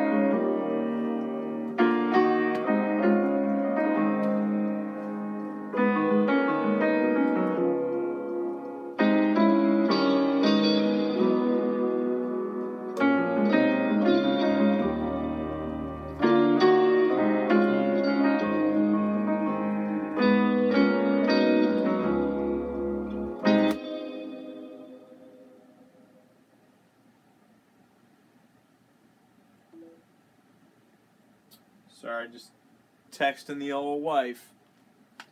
She does voiceovers and actually is hired to do a voiceover session here with me. We do work together from from time to time. She's coming in at 3 to do that, and I just needed to confirm that with her.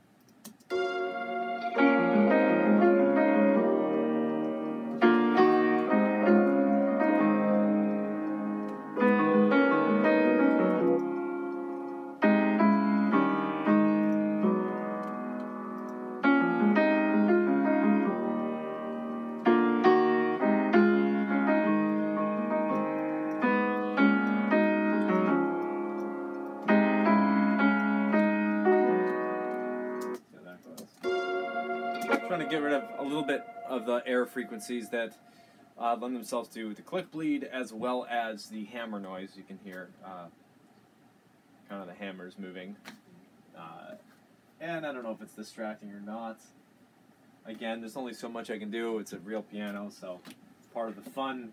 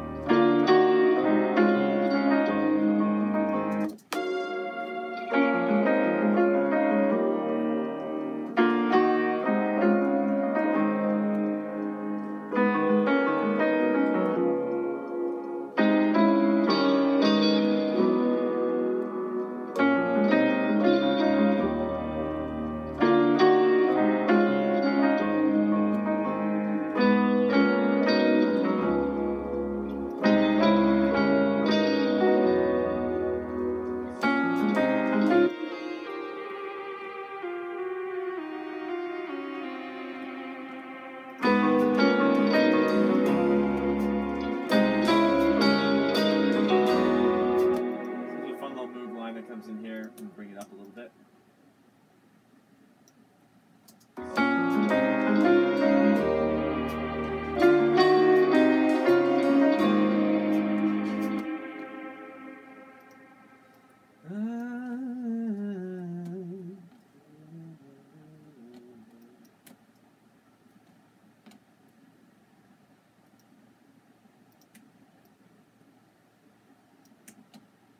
I normally talk to myself when I'm mixing, but I'm not as, it's normally me swearing at the computer or swearing at myself.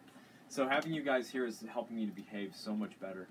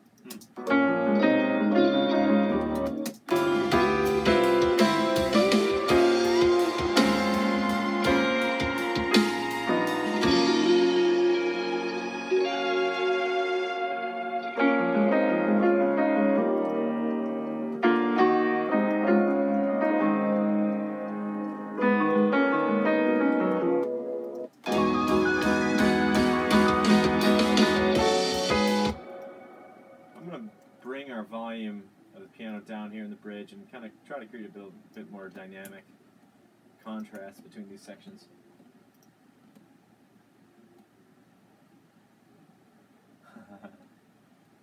The Bard of Cuss.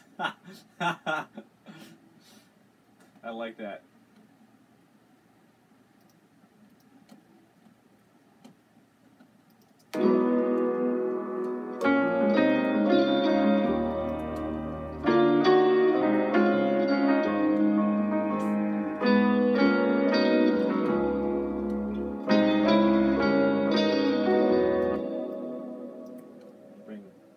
We'll bring all these elements down a little bit here. Again, just some dynamics are nice sometimes.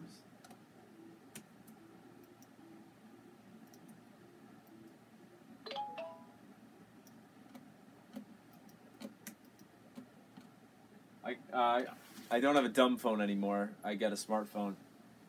And I had a smartphone for a long time.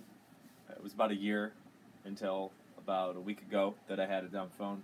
And it helped to recondition me so that I'm not, you know, they're addicting things. They're made that way on purpose. So you're just doing the thumb thing all day, every day. And so having a dumb phone helped me to break that habit. And now it doesn't have quite the gravity that it used to, but it still does. It's still a black mirror. So it still bleeps and blurps. Gives me that dopamine hit every time I look at my text messages.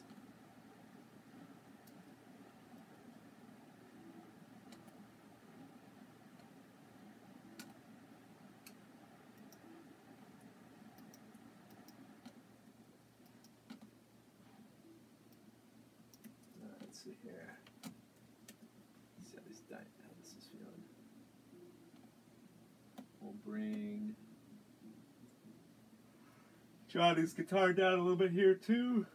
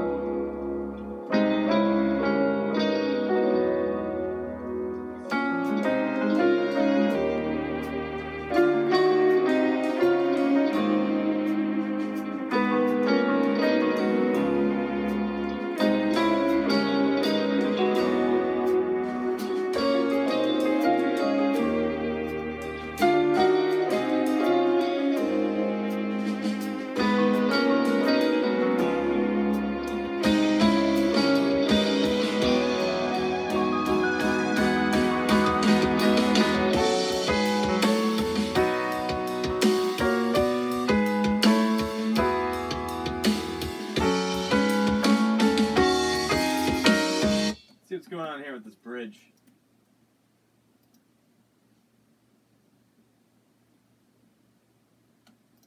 What is this? What is this thing doing here?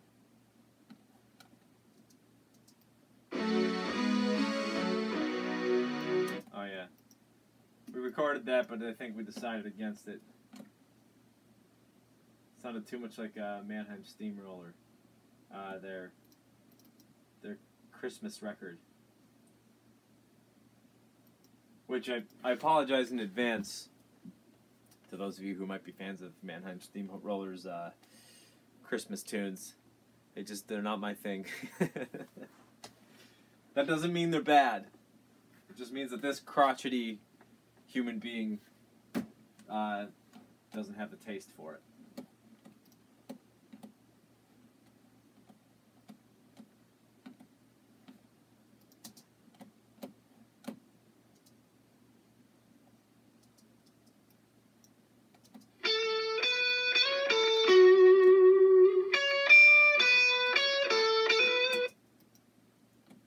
Line.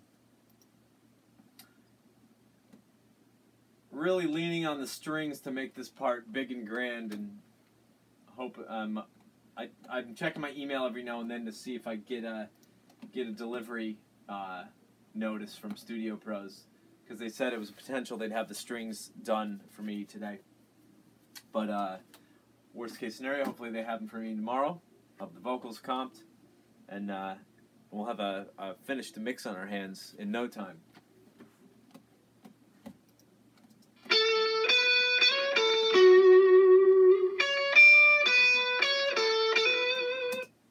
So we'll treat this very similarly. We'll put the mix rack on it.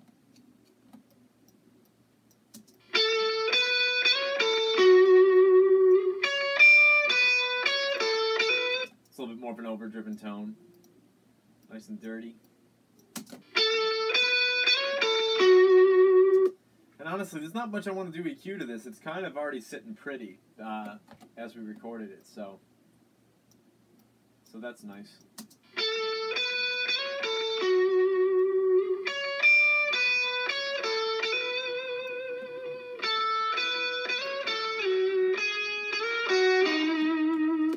So I'll probably send this to the deverb a little bit.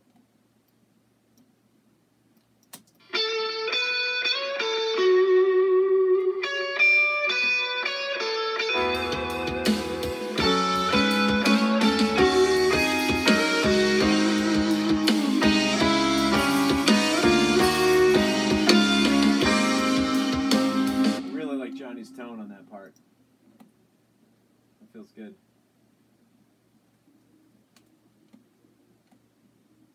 And it looks like for the last chorus, we went with a bit of a dirtier tone for him, which is kind of cool. I forgot we did that.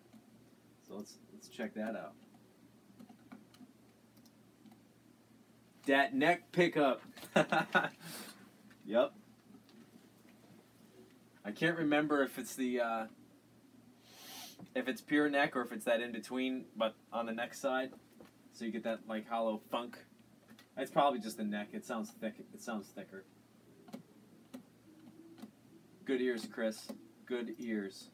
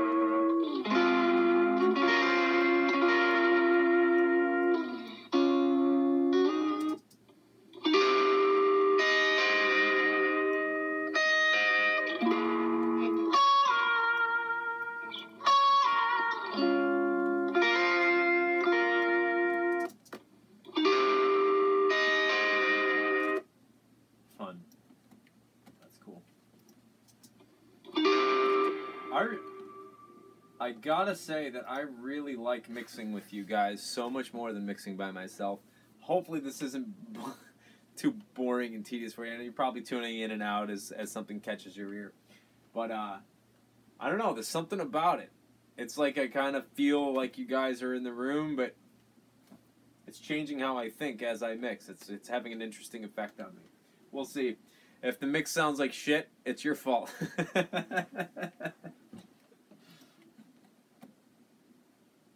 I'm just kidding, of course.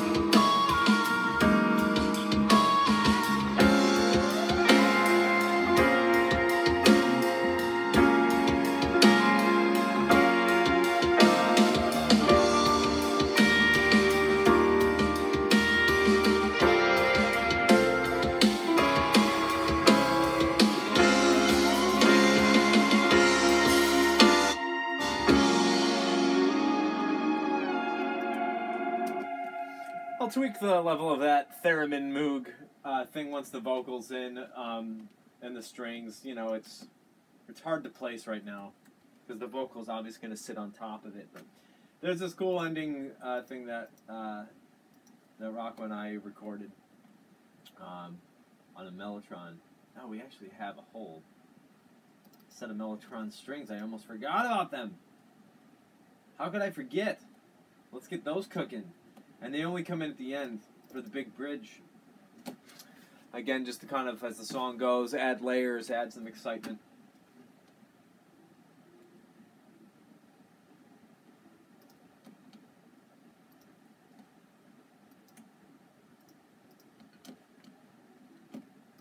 David, I'm glad you're enjoying it, man. It's good to know, like, someone who's not necessarily a mix engineer can appreciate the process, and hopefully, you know, I'm doing an okay job explaining each step as I'm working on it. As always, ask questions as I go along here.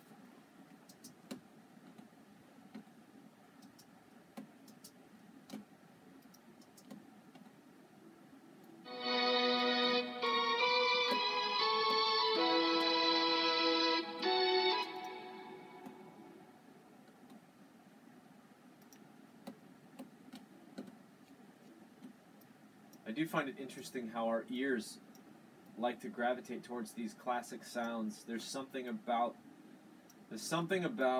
imperfection that's very human, and at least I myself, like, I'm very drawn to analog synths. They're not perfectly in tune. There's just certain qualities that they're so nuanced. And Mellotrons, you know, they're not perfectly in tune. They're grainy, kind of distorted, but they also sound almost real, but you know they're not real. There's some charm to it. I don't know what it is.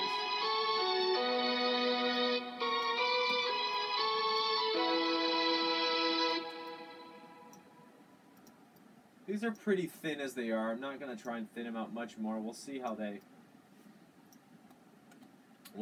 sit here. I will compress them though.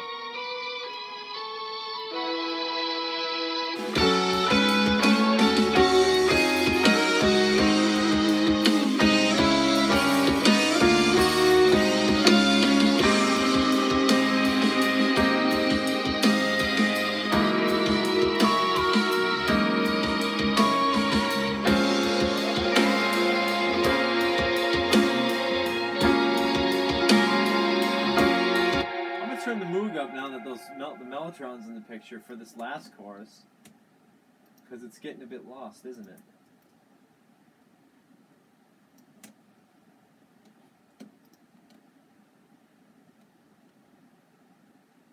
Vincent, even though, and Chris, you know, even though I'm working in Pro Tools and you guys work in different digital audio workstations, the same principles apply, really. I mean, and a lot of these plugs work in all of those platforms as well.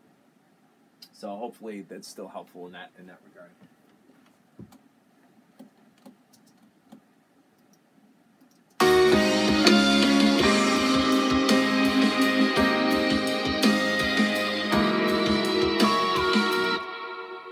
Mellotron's a little hot, isn't it?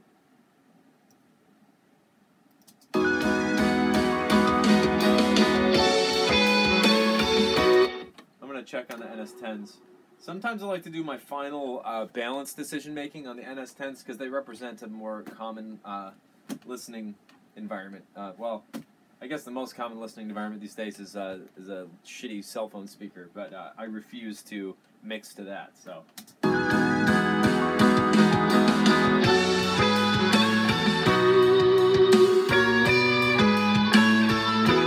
Already it's telling me Johnny's guitar is a bit hotter than it should be in this last section.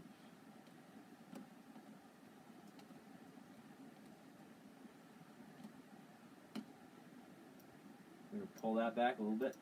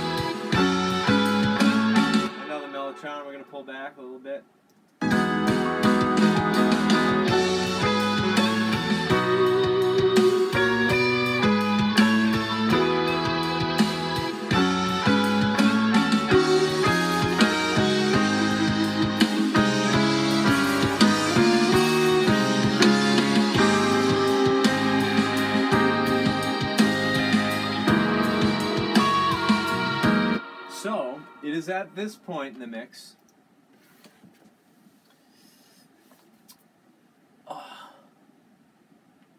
Rodrigo, I'm not sure what cabros means. I think bueno means good. But my Puerto Rican friend Stephen is not here to interpret for me.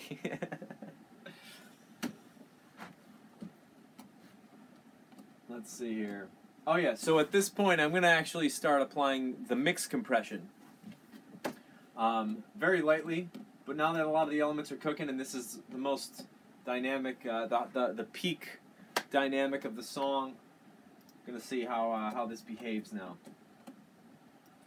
I use the VBC rack, Slate Digital makes it, and the main compressor I'll have them all on, but I will not engage the threshold at all. The FG Gray and the FG MU will not be doing any compression, but the FG Red will be. So it's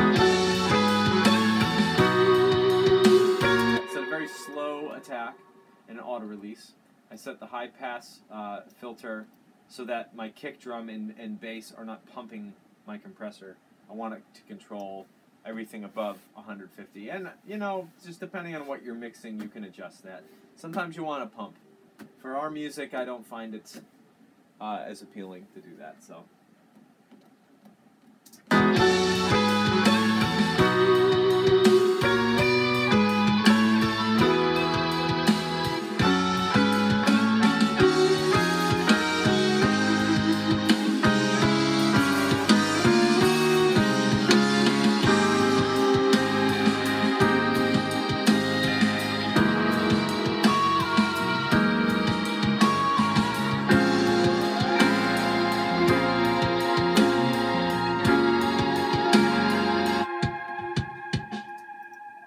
I like the way the kick feels, but it feels like it's a little loud. I don't know if I'm just in my head about it. I'm going to leave it for now. I'll sit with it on some other systems. I'm sure it'll be a little too loud. I can always tweak that later.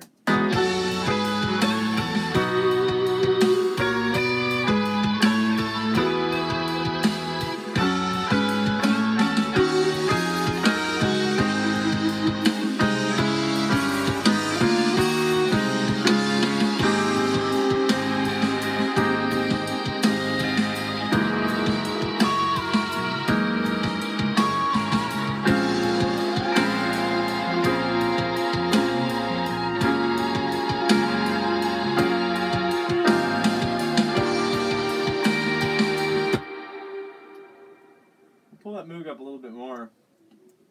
That's also telling me maybe I want to pull it up in these other courses, so let's see how it does there.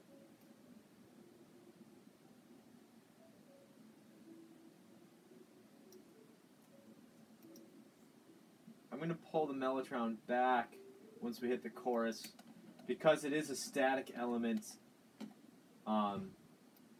And we've already introduced the texture, so your ear's going to be drawn back to it.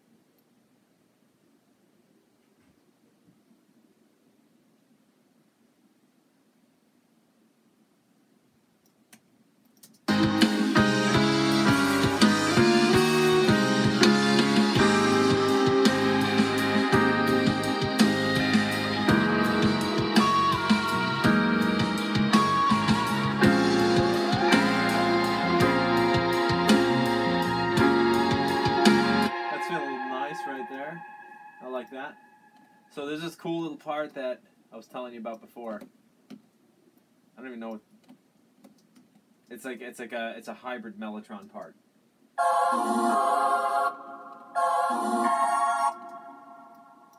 It's pretty weird and creepy, huh?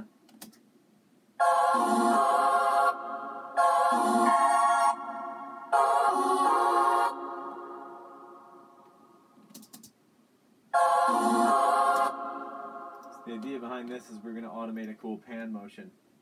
Each chord that it hits will go ba-da-da and trip you out in the headphones. Probably can't appreciate a lot of the panning movements I'm doing right now because I don't have the Pro Tools feed going into the stream. But once I figure that out, you guys will actually be able to hear exactly what I'm hearing on your headphones in a lot greater detail. And so that should be a little bit more fun. Yeah. I'm going to figure out how to do that. I promise.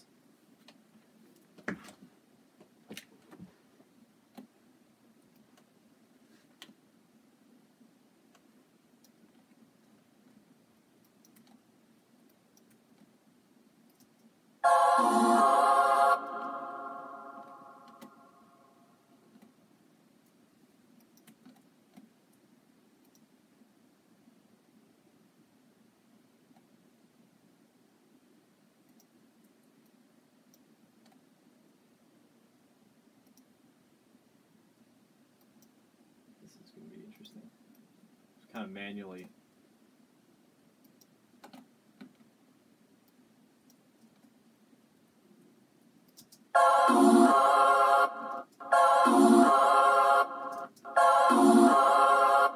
Yeah, that's trippy. That's going to be cool.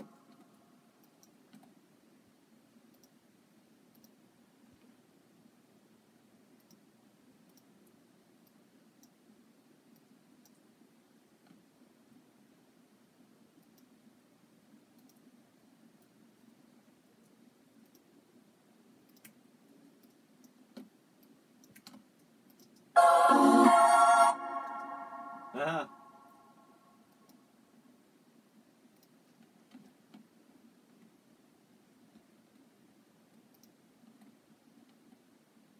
Solomon, thank you. I will consult you, actually, on that. I've got my... right now I'm using my iPad. Gosh, I mean, if there's a way... I'm sure they sell some kind of adapter that I can have a separate audio input instead of the mic. I mean, if there's any you could recommend, I would love to look at them. So, thank you.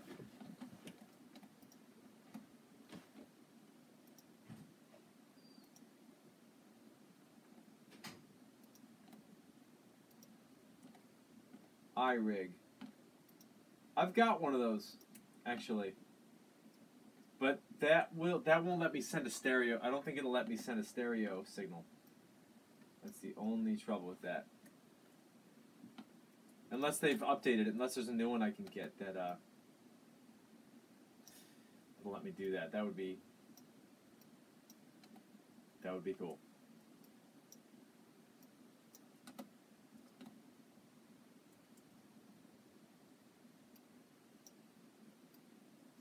Alright, let's check out this panning.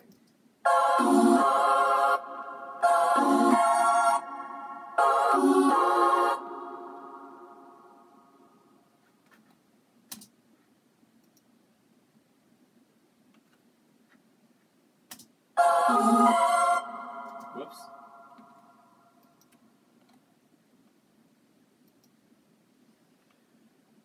Interface. I'm not actually sure what that means, Vincent. Interface headphone output is stereo. I'm not sure what you mean by that.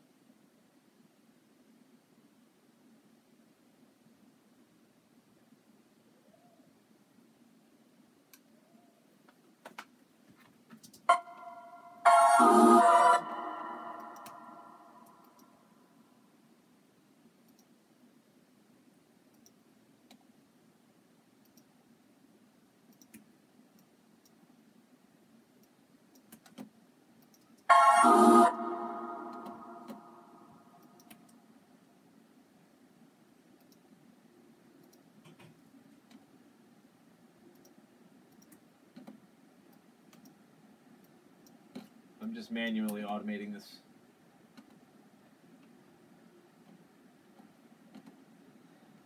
We should definitely talk, Solomon. We should definitely talk. I want to make music videos. Lots of them.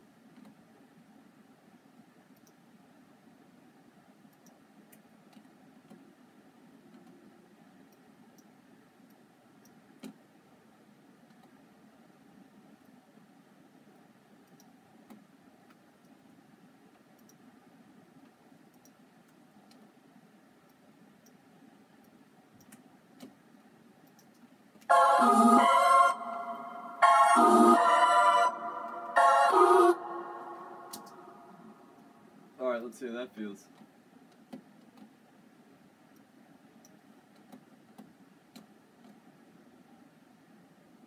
Please do, my friend.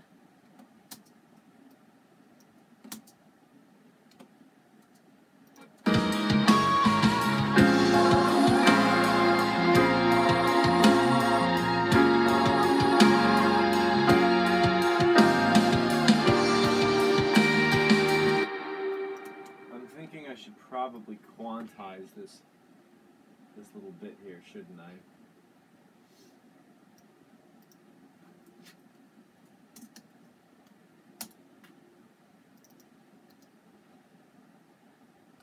So that my pan automations are a little bit more precise.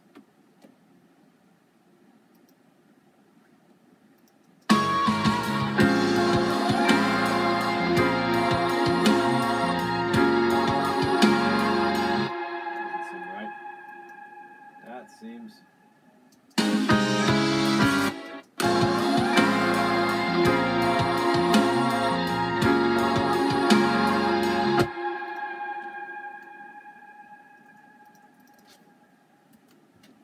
Oh, that one.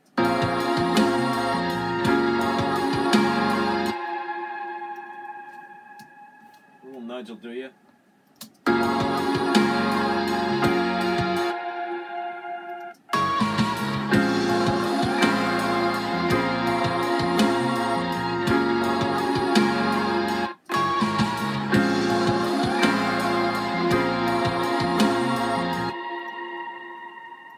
I feel like all this could sit back a little bit.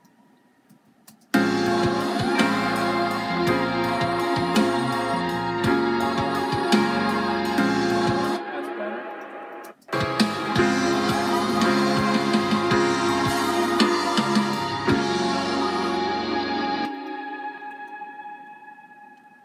That's cool.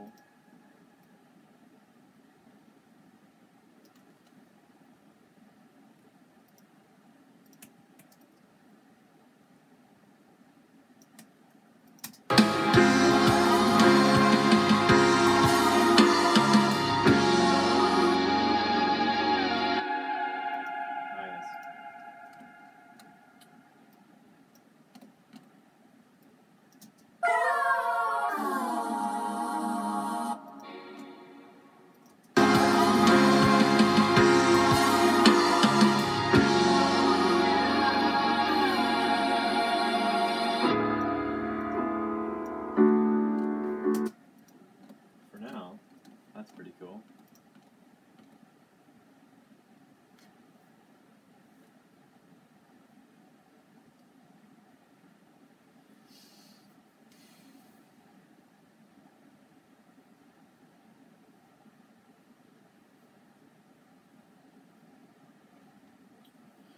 Vincent, the only challenge I'm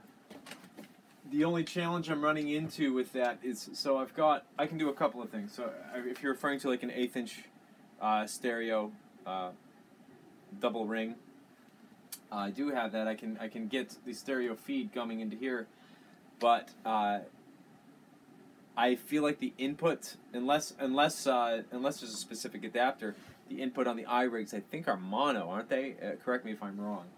I would love to be able to broadcast in stereo so everyone can hear the panning and the stereo imaging. Cal, I'm glad that you're digging how it's coming together, man. So that's kind of the ending. Again, I'm going to now work towards... Oh, wait. Guys, this is exciting. Okay, so I just got an email from Studio Pros. It looks like they have a preview of the strings. So you will get to listen to them with me. Hopefully, I'm not gonna like freak out because they're all wrong or something like that. But this is kind of neat that you're sharing these sorts of moments with us. This is really, really cool.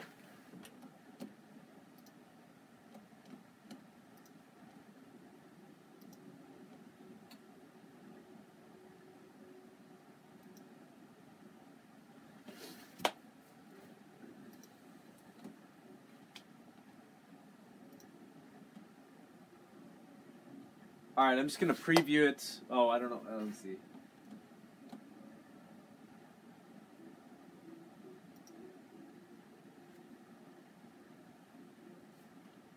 Yeah, I'm going to download it and fly it into Pro Tools here.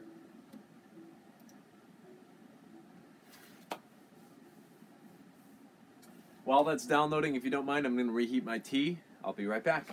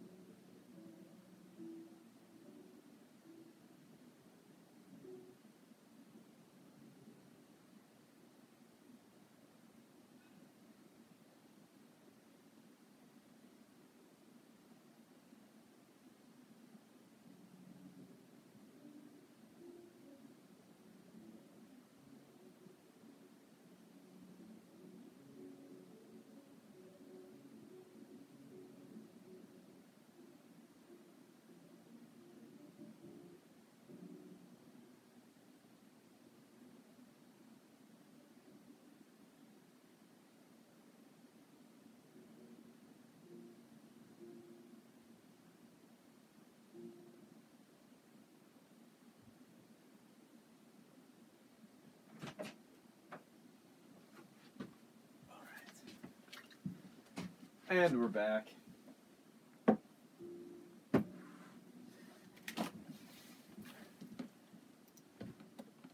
They are real strings. It depends on the orchestration. So to do, I think what we have a violin, viola, cello, and I had them record each one 3 times so that it sounds bigger. And that, for a song that's 5 minutes or under, it costs about $600, which is not chump change. But thanks to you guys, we can afford to do stuff like that. So,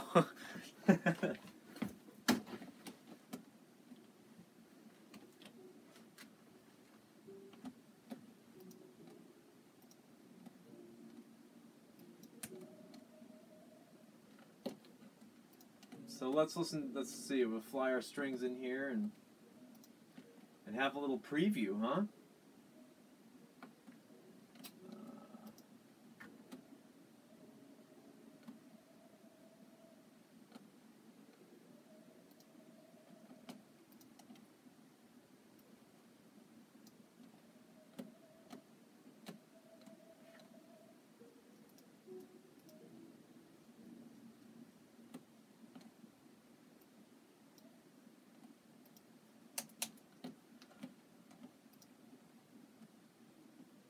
Oh yeah, it's definitely cheaper than, renting a studio, paying an engineer at said studio, all the time it takes to have the musicians go through the charts. I can just send the charts that Rocco and Steve made, and send an audio demo of the shitty MIDI demo of the string parts, but everything's charted out. And I might be speaking too soon because I might play this and it might be totally wrong. So you'll get to witness that. But it's definitely a great. I've used them before. I used them for Romancing a Stranger, the cello. On that was through them. I sent them the cello part, and they had a real cellist record that. It saves time and ultimately saves money, and they've done a great job. They've been a great company to work for. So hopefully this is a continuation of that. Why don't we listen to this? I'm very nervous.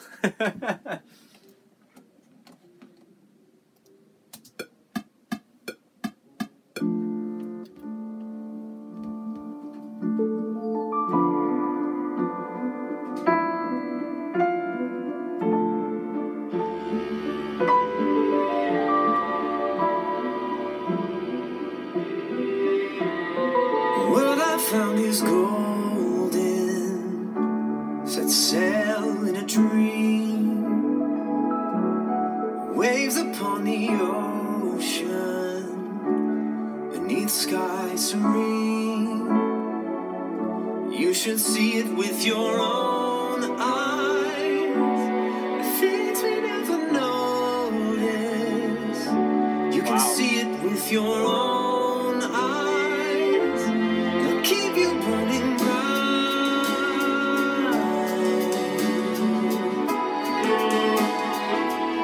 Sounds cool. What I found is golden, set sail in a dream, taken to the shoreline, begin to catch the gleam. And as your story unfolds from the darkest of hours, we can see the whole world spring alive. But don't hesitate to consider the possibility. Sometimes your mind goes your way, and sometimes we wonder how we'll make it through the day. Through the day. Sometimes we all fall apart, and you know the sunlight hides behind the skies of gray. Skies of gray.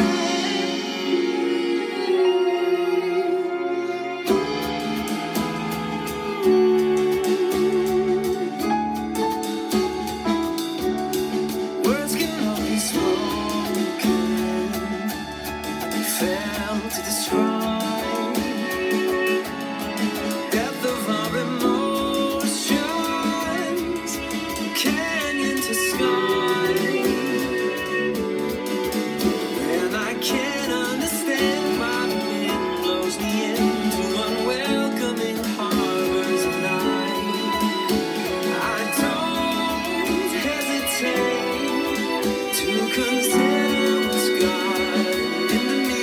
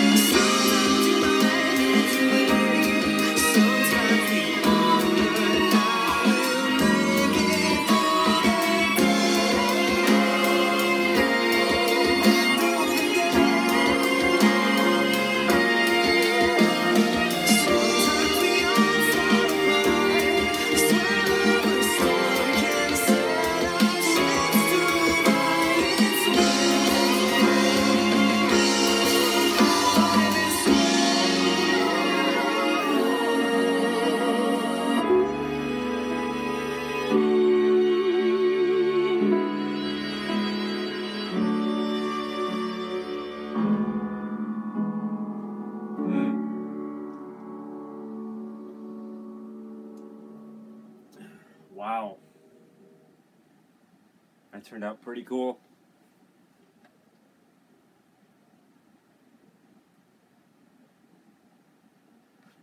I'm very, very happy with them. You know, it's always such a it's such a cool feeling when you like work so hard on something and then like, you know, you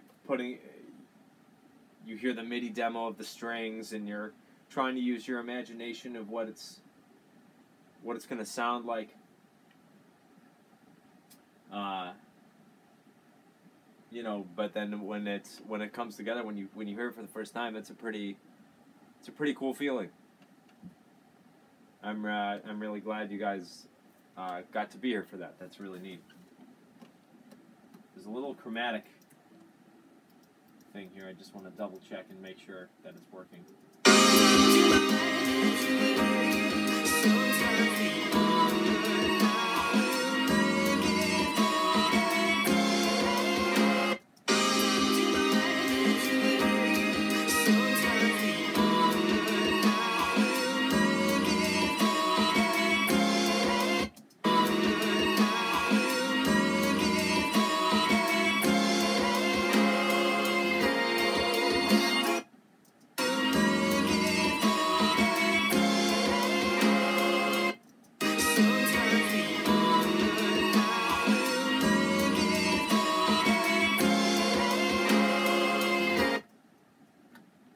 I hear some, there's some chromatic dissonance in that section, and I think Rocco wrote that section, and I think that was intentional.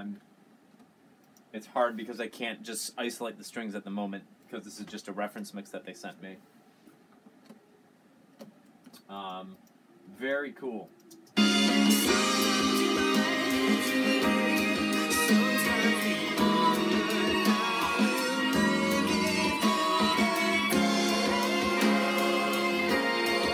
I think I like it though. What do you guys think? You're probably having trouble hearing it because it's coming through a shitty iPad speaker. I'm really digging it.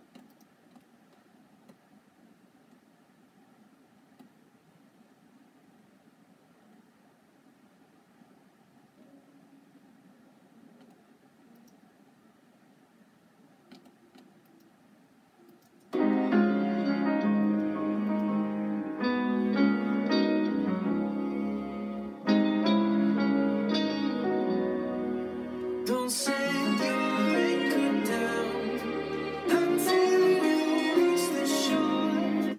So the website is studiopros.com. Yeah, anyone can use it. It's pretty great.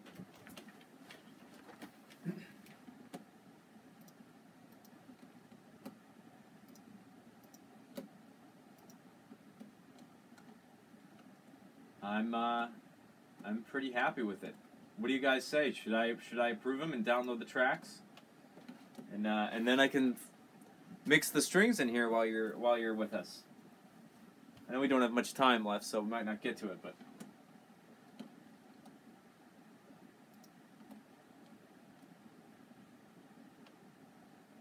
cool.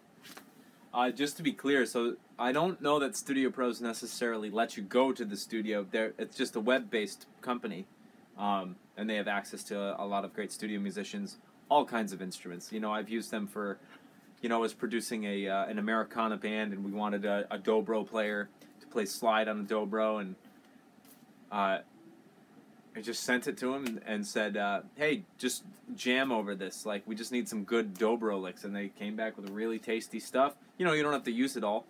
But,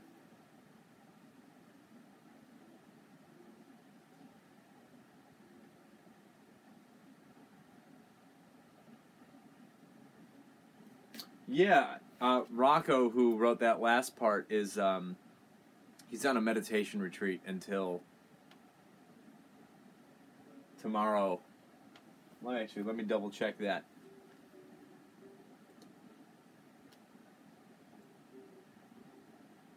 Let me see here.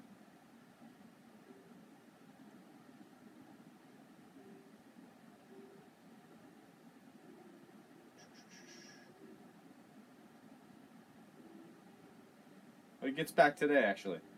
Well, in that case, maybe I'll hold off and wait for him to hear it and make sure that it's right. Good advice, Solomon.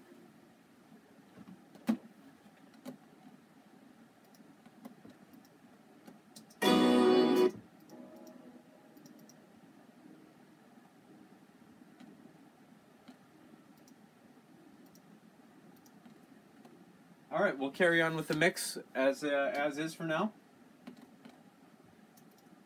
I'm gonna kind of get closer to the beginning now. Basically, work on verse 1, going in, or rather verse 2, going into chorus 1.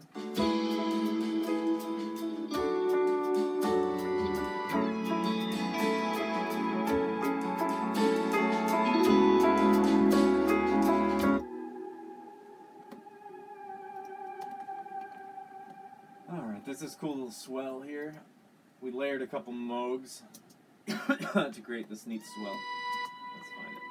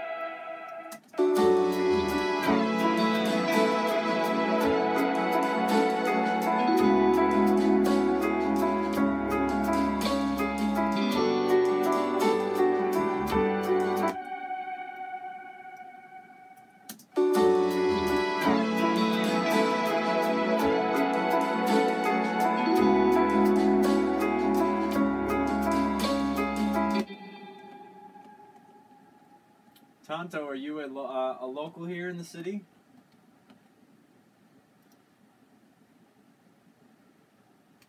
David, are you talking about the theremin in the choruses?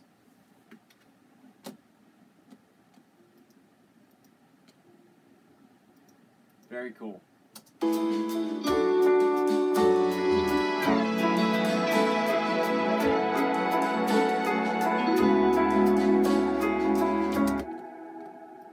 Yeah, good call. I'll go through that and revisit it.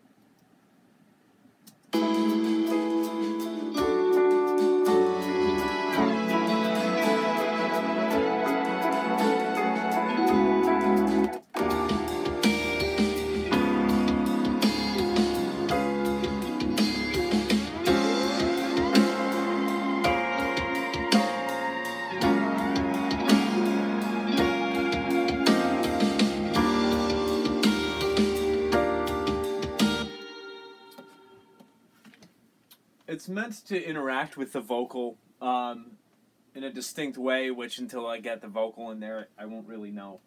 But I might get to start tweaking with the vocal before we have to wrap up for today.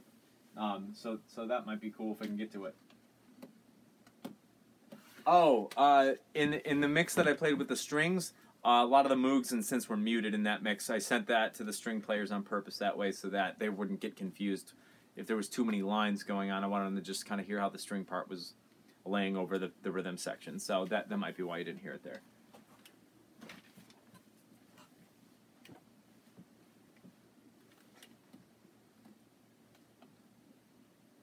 Oh, great. Yeah, Battalion's great. And it's actually owned by a guy from Buffalo, which is really cool. I feel like there's a large contingency of migrants from Buffalo, New York here in the city, and we always find each other. It's really cool. It's a great rehearsal studio, and Johnny works at it as well. So that's you'll run into him over there.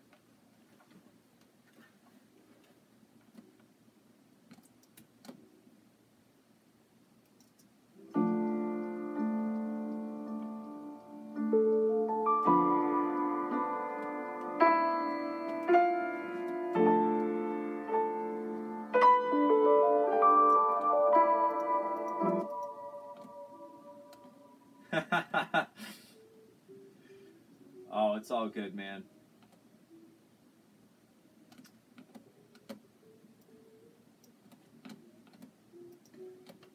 You don't have to feel like a stalker. You were just looking for a great rehearsal studio.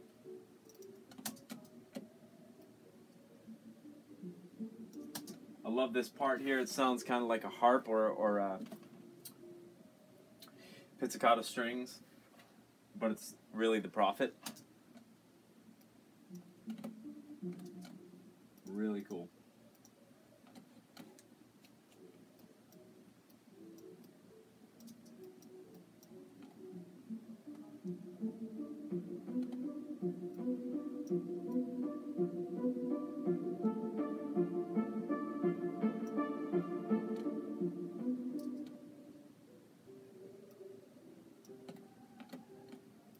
You guys hear the opera singer now? We got an opera singer upstairs.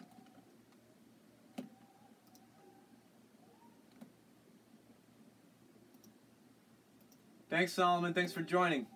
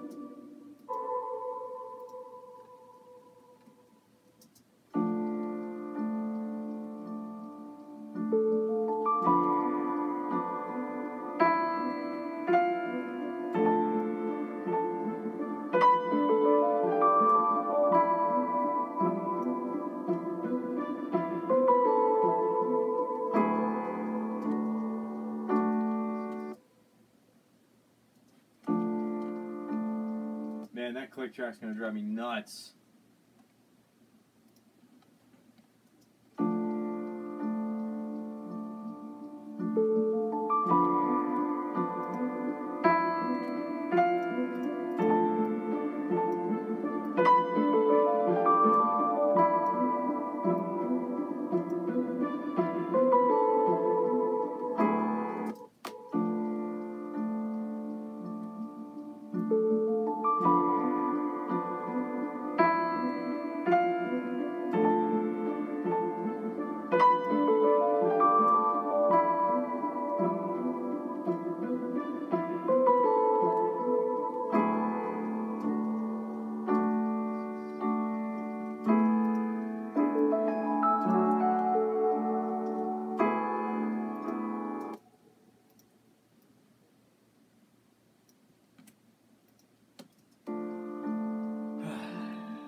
That's gonna be a pain.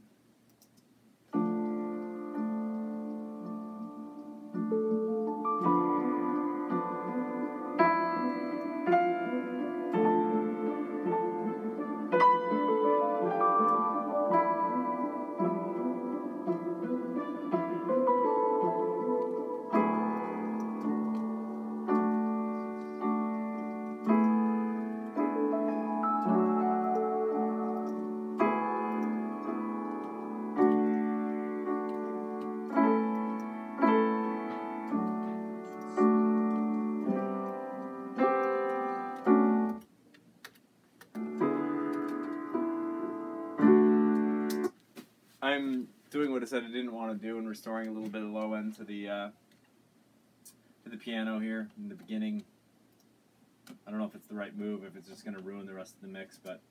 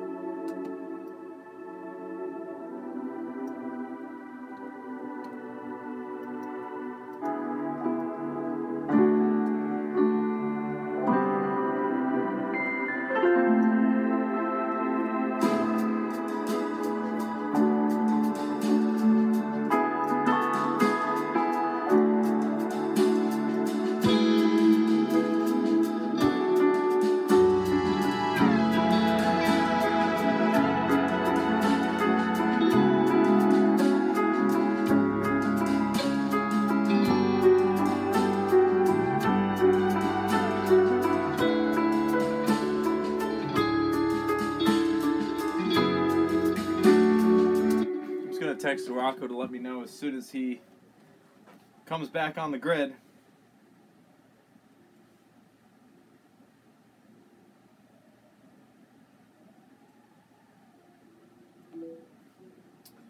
So that I can send this to him, so that I can get his blessing.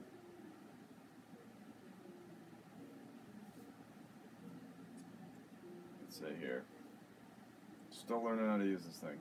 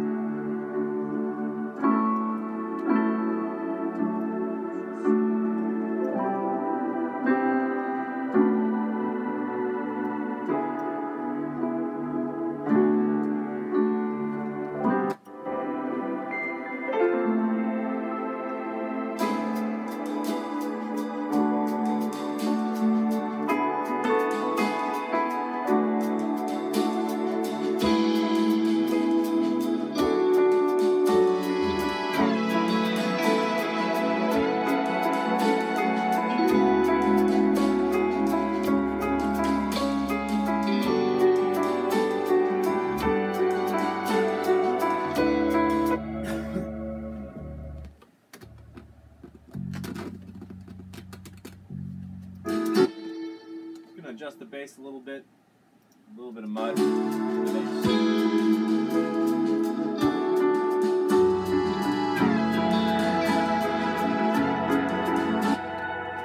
with that, I'll use a slightly more surgical tool.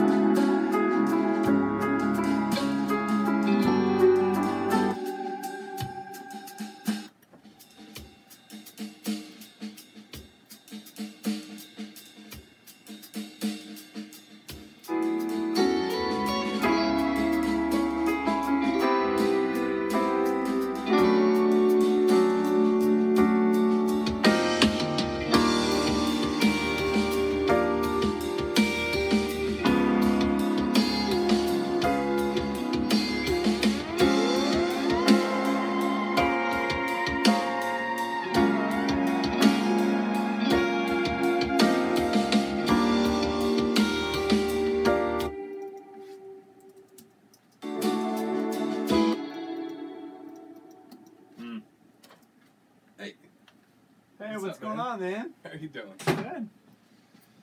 Hey, would it bother you if I was to just play a little bit in there? You're Or good, do you, man. Do you have it set up or anything? No. Just, You're all good. all right, cool. Thanks. Blow off a little. Blow some steam off. That's my buddy Ryan. He works downstairs at 451. He's the head animator. Also a great drummer. And he comes in every now and then on his lunch break to play the skins.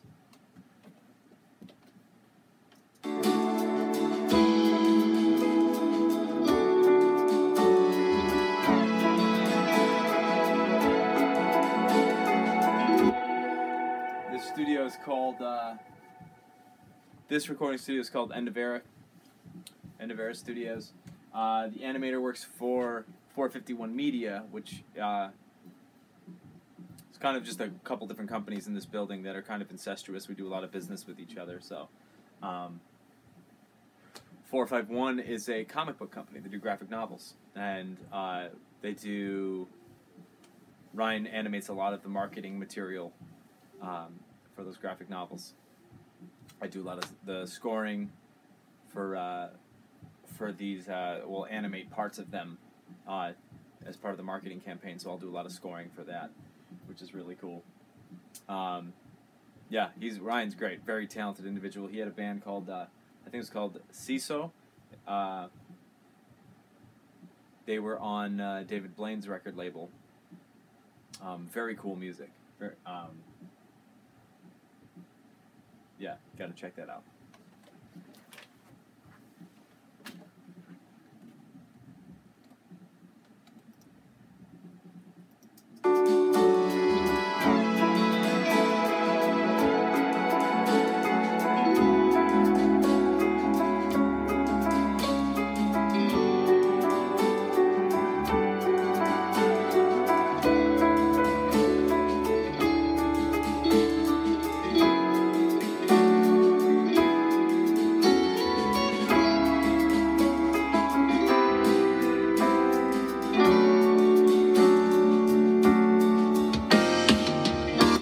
Sorry, not David Blaine.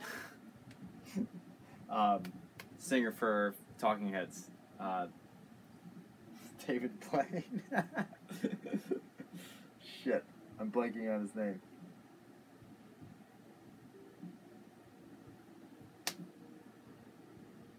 You guys, I'm sure you guys got it before I have it on the tip of my tongue. David Byrne. David Byrne. Yep. David Byrne. That's it. Not David Blaine. Ah, brain, come back to me.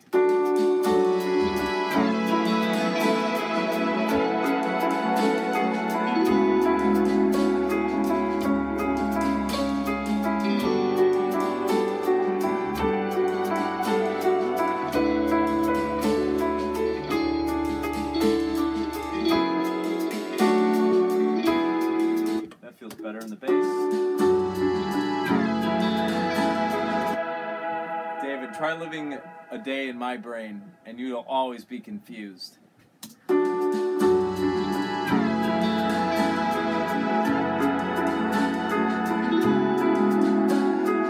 I would love to be on David Blaine's record label. That would be pretty cool. He'd find a way to like upload our music into people's consciousness without them knowing it. They'll just already know the songs, and then they'll hear it and be like, "Oh my gosh, this is already my favorite song because I've been secretly brainwashed."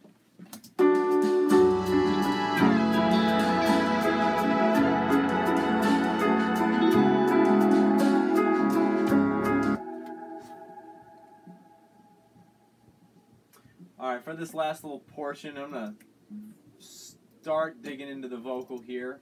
Sorry for the tease. I don't have much time left here. I've got to switch to another project. But we'll get it in. We'll get it in as much as we can here. What I found is golden.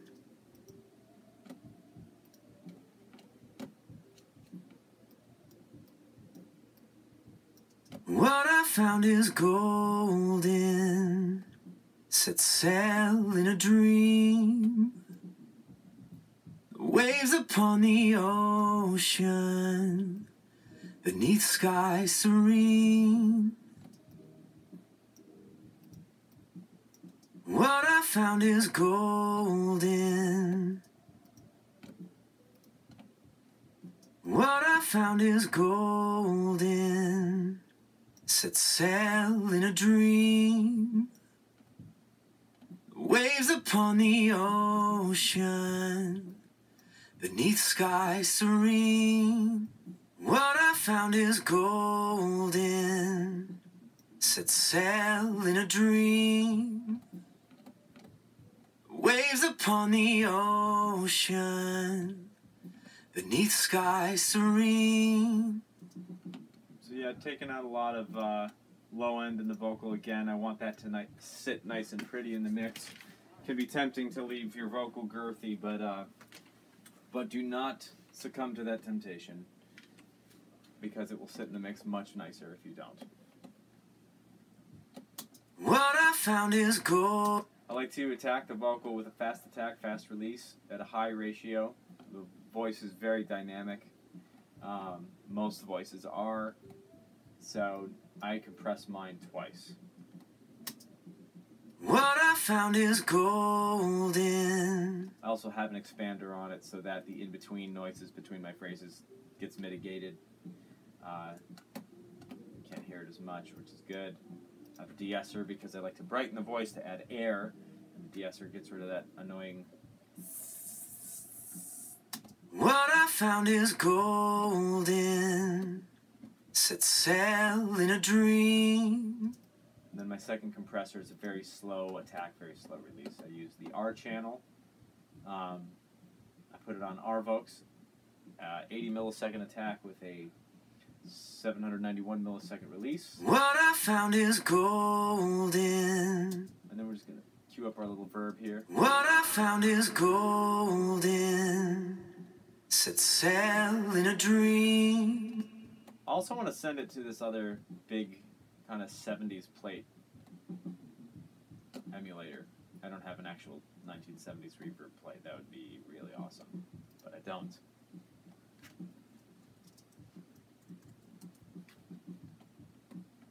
So this will have to do.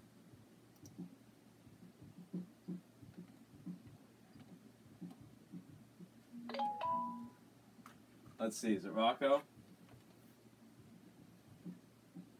Tell me something good, man. No, it's not him. It's my wife. It's also good. It's good to hear from her. It was her birthday yesterday. We had a nice little party.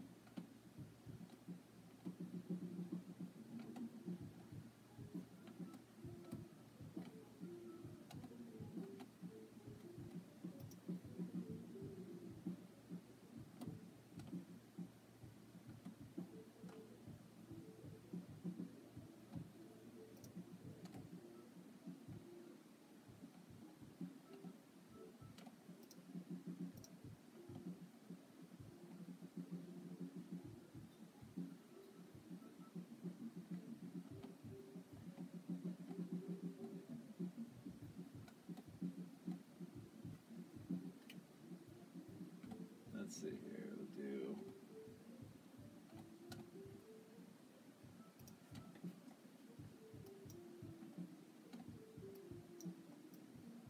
What I found is gold.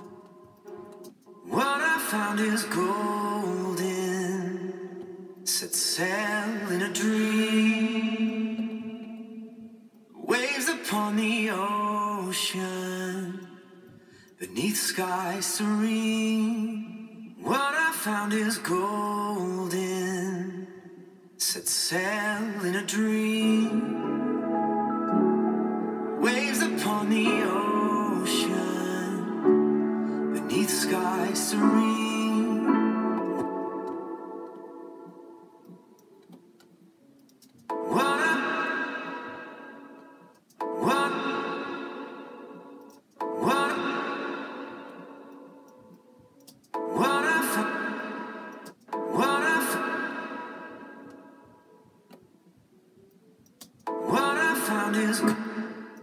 What I found is gold.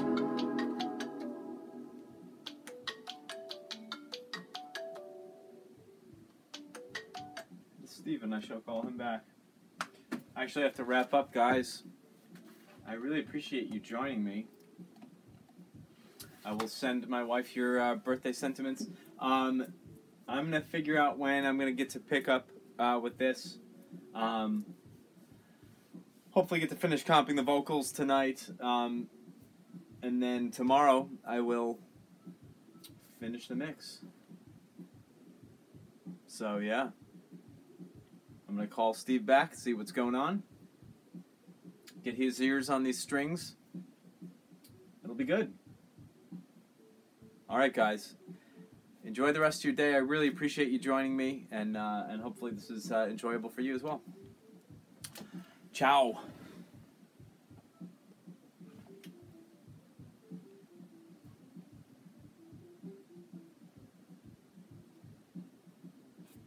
Very cool. Bye, guys.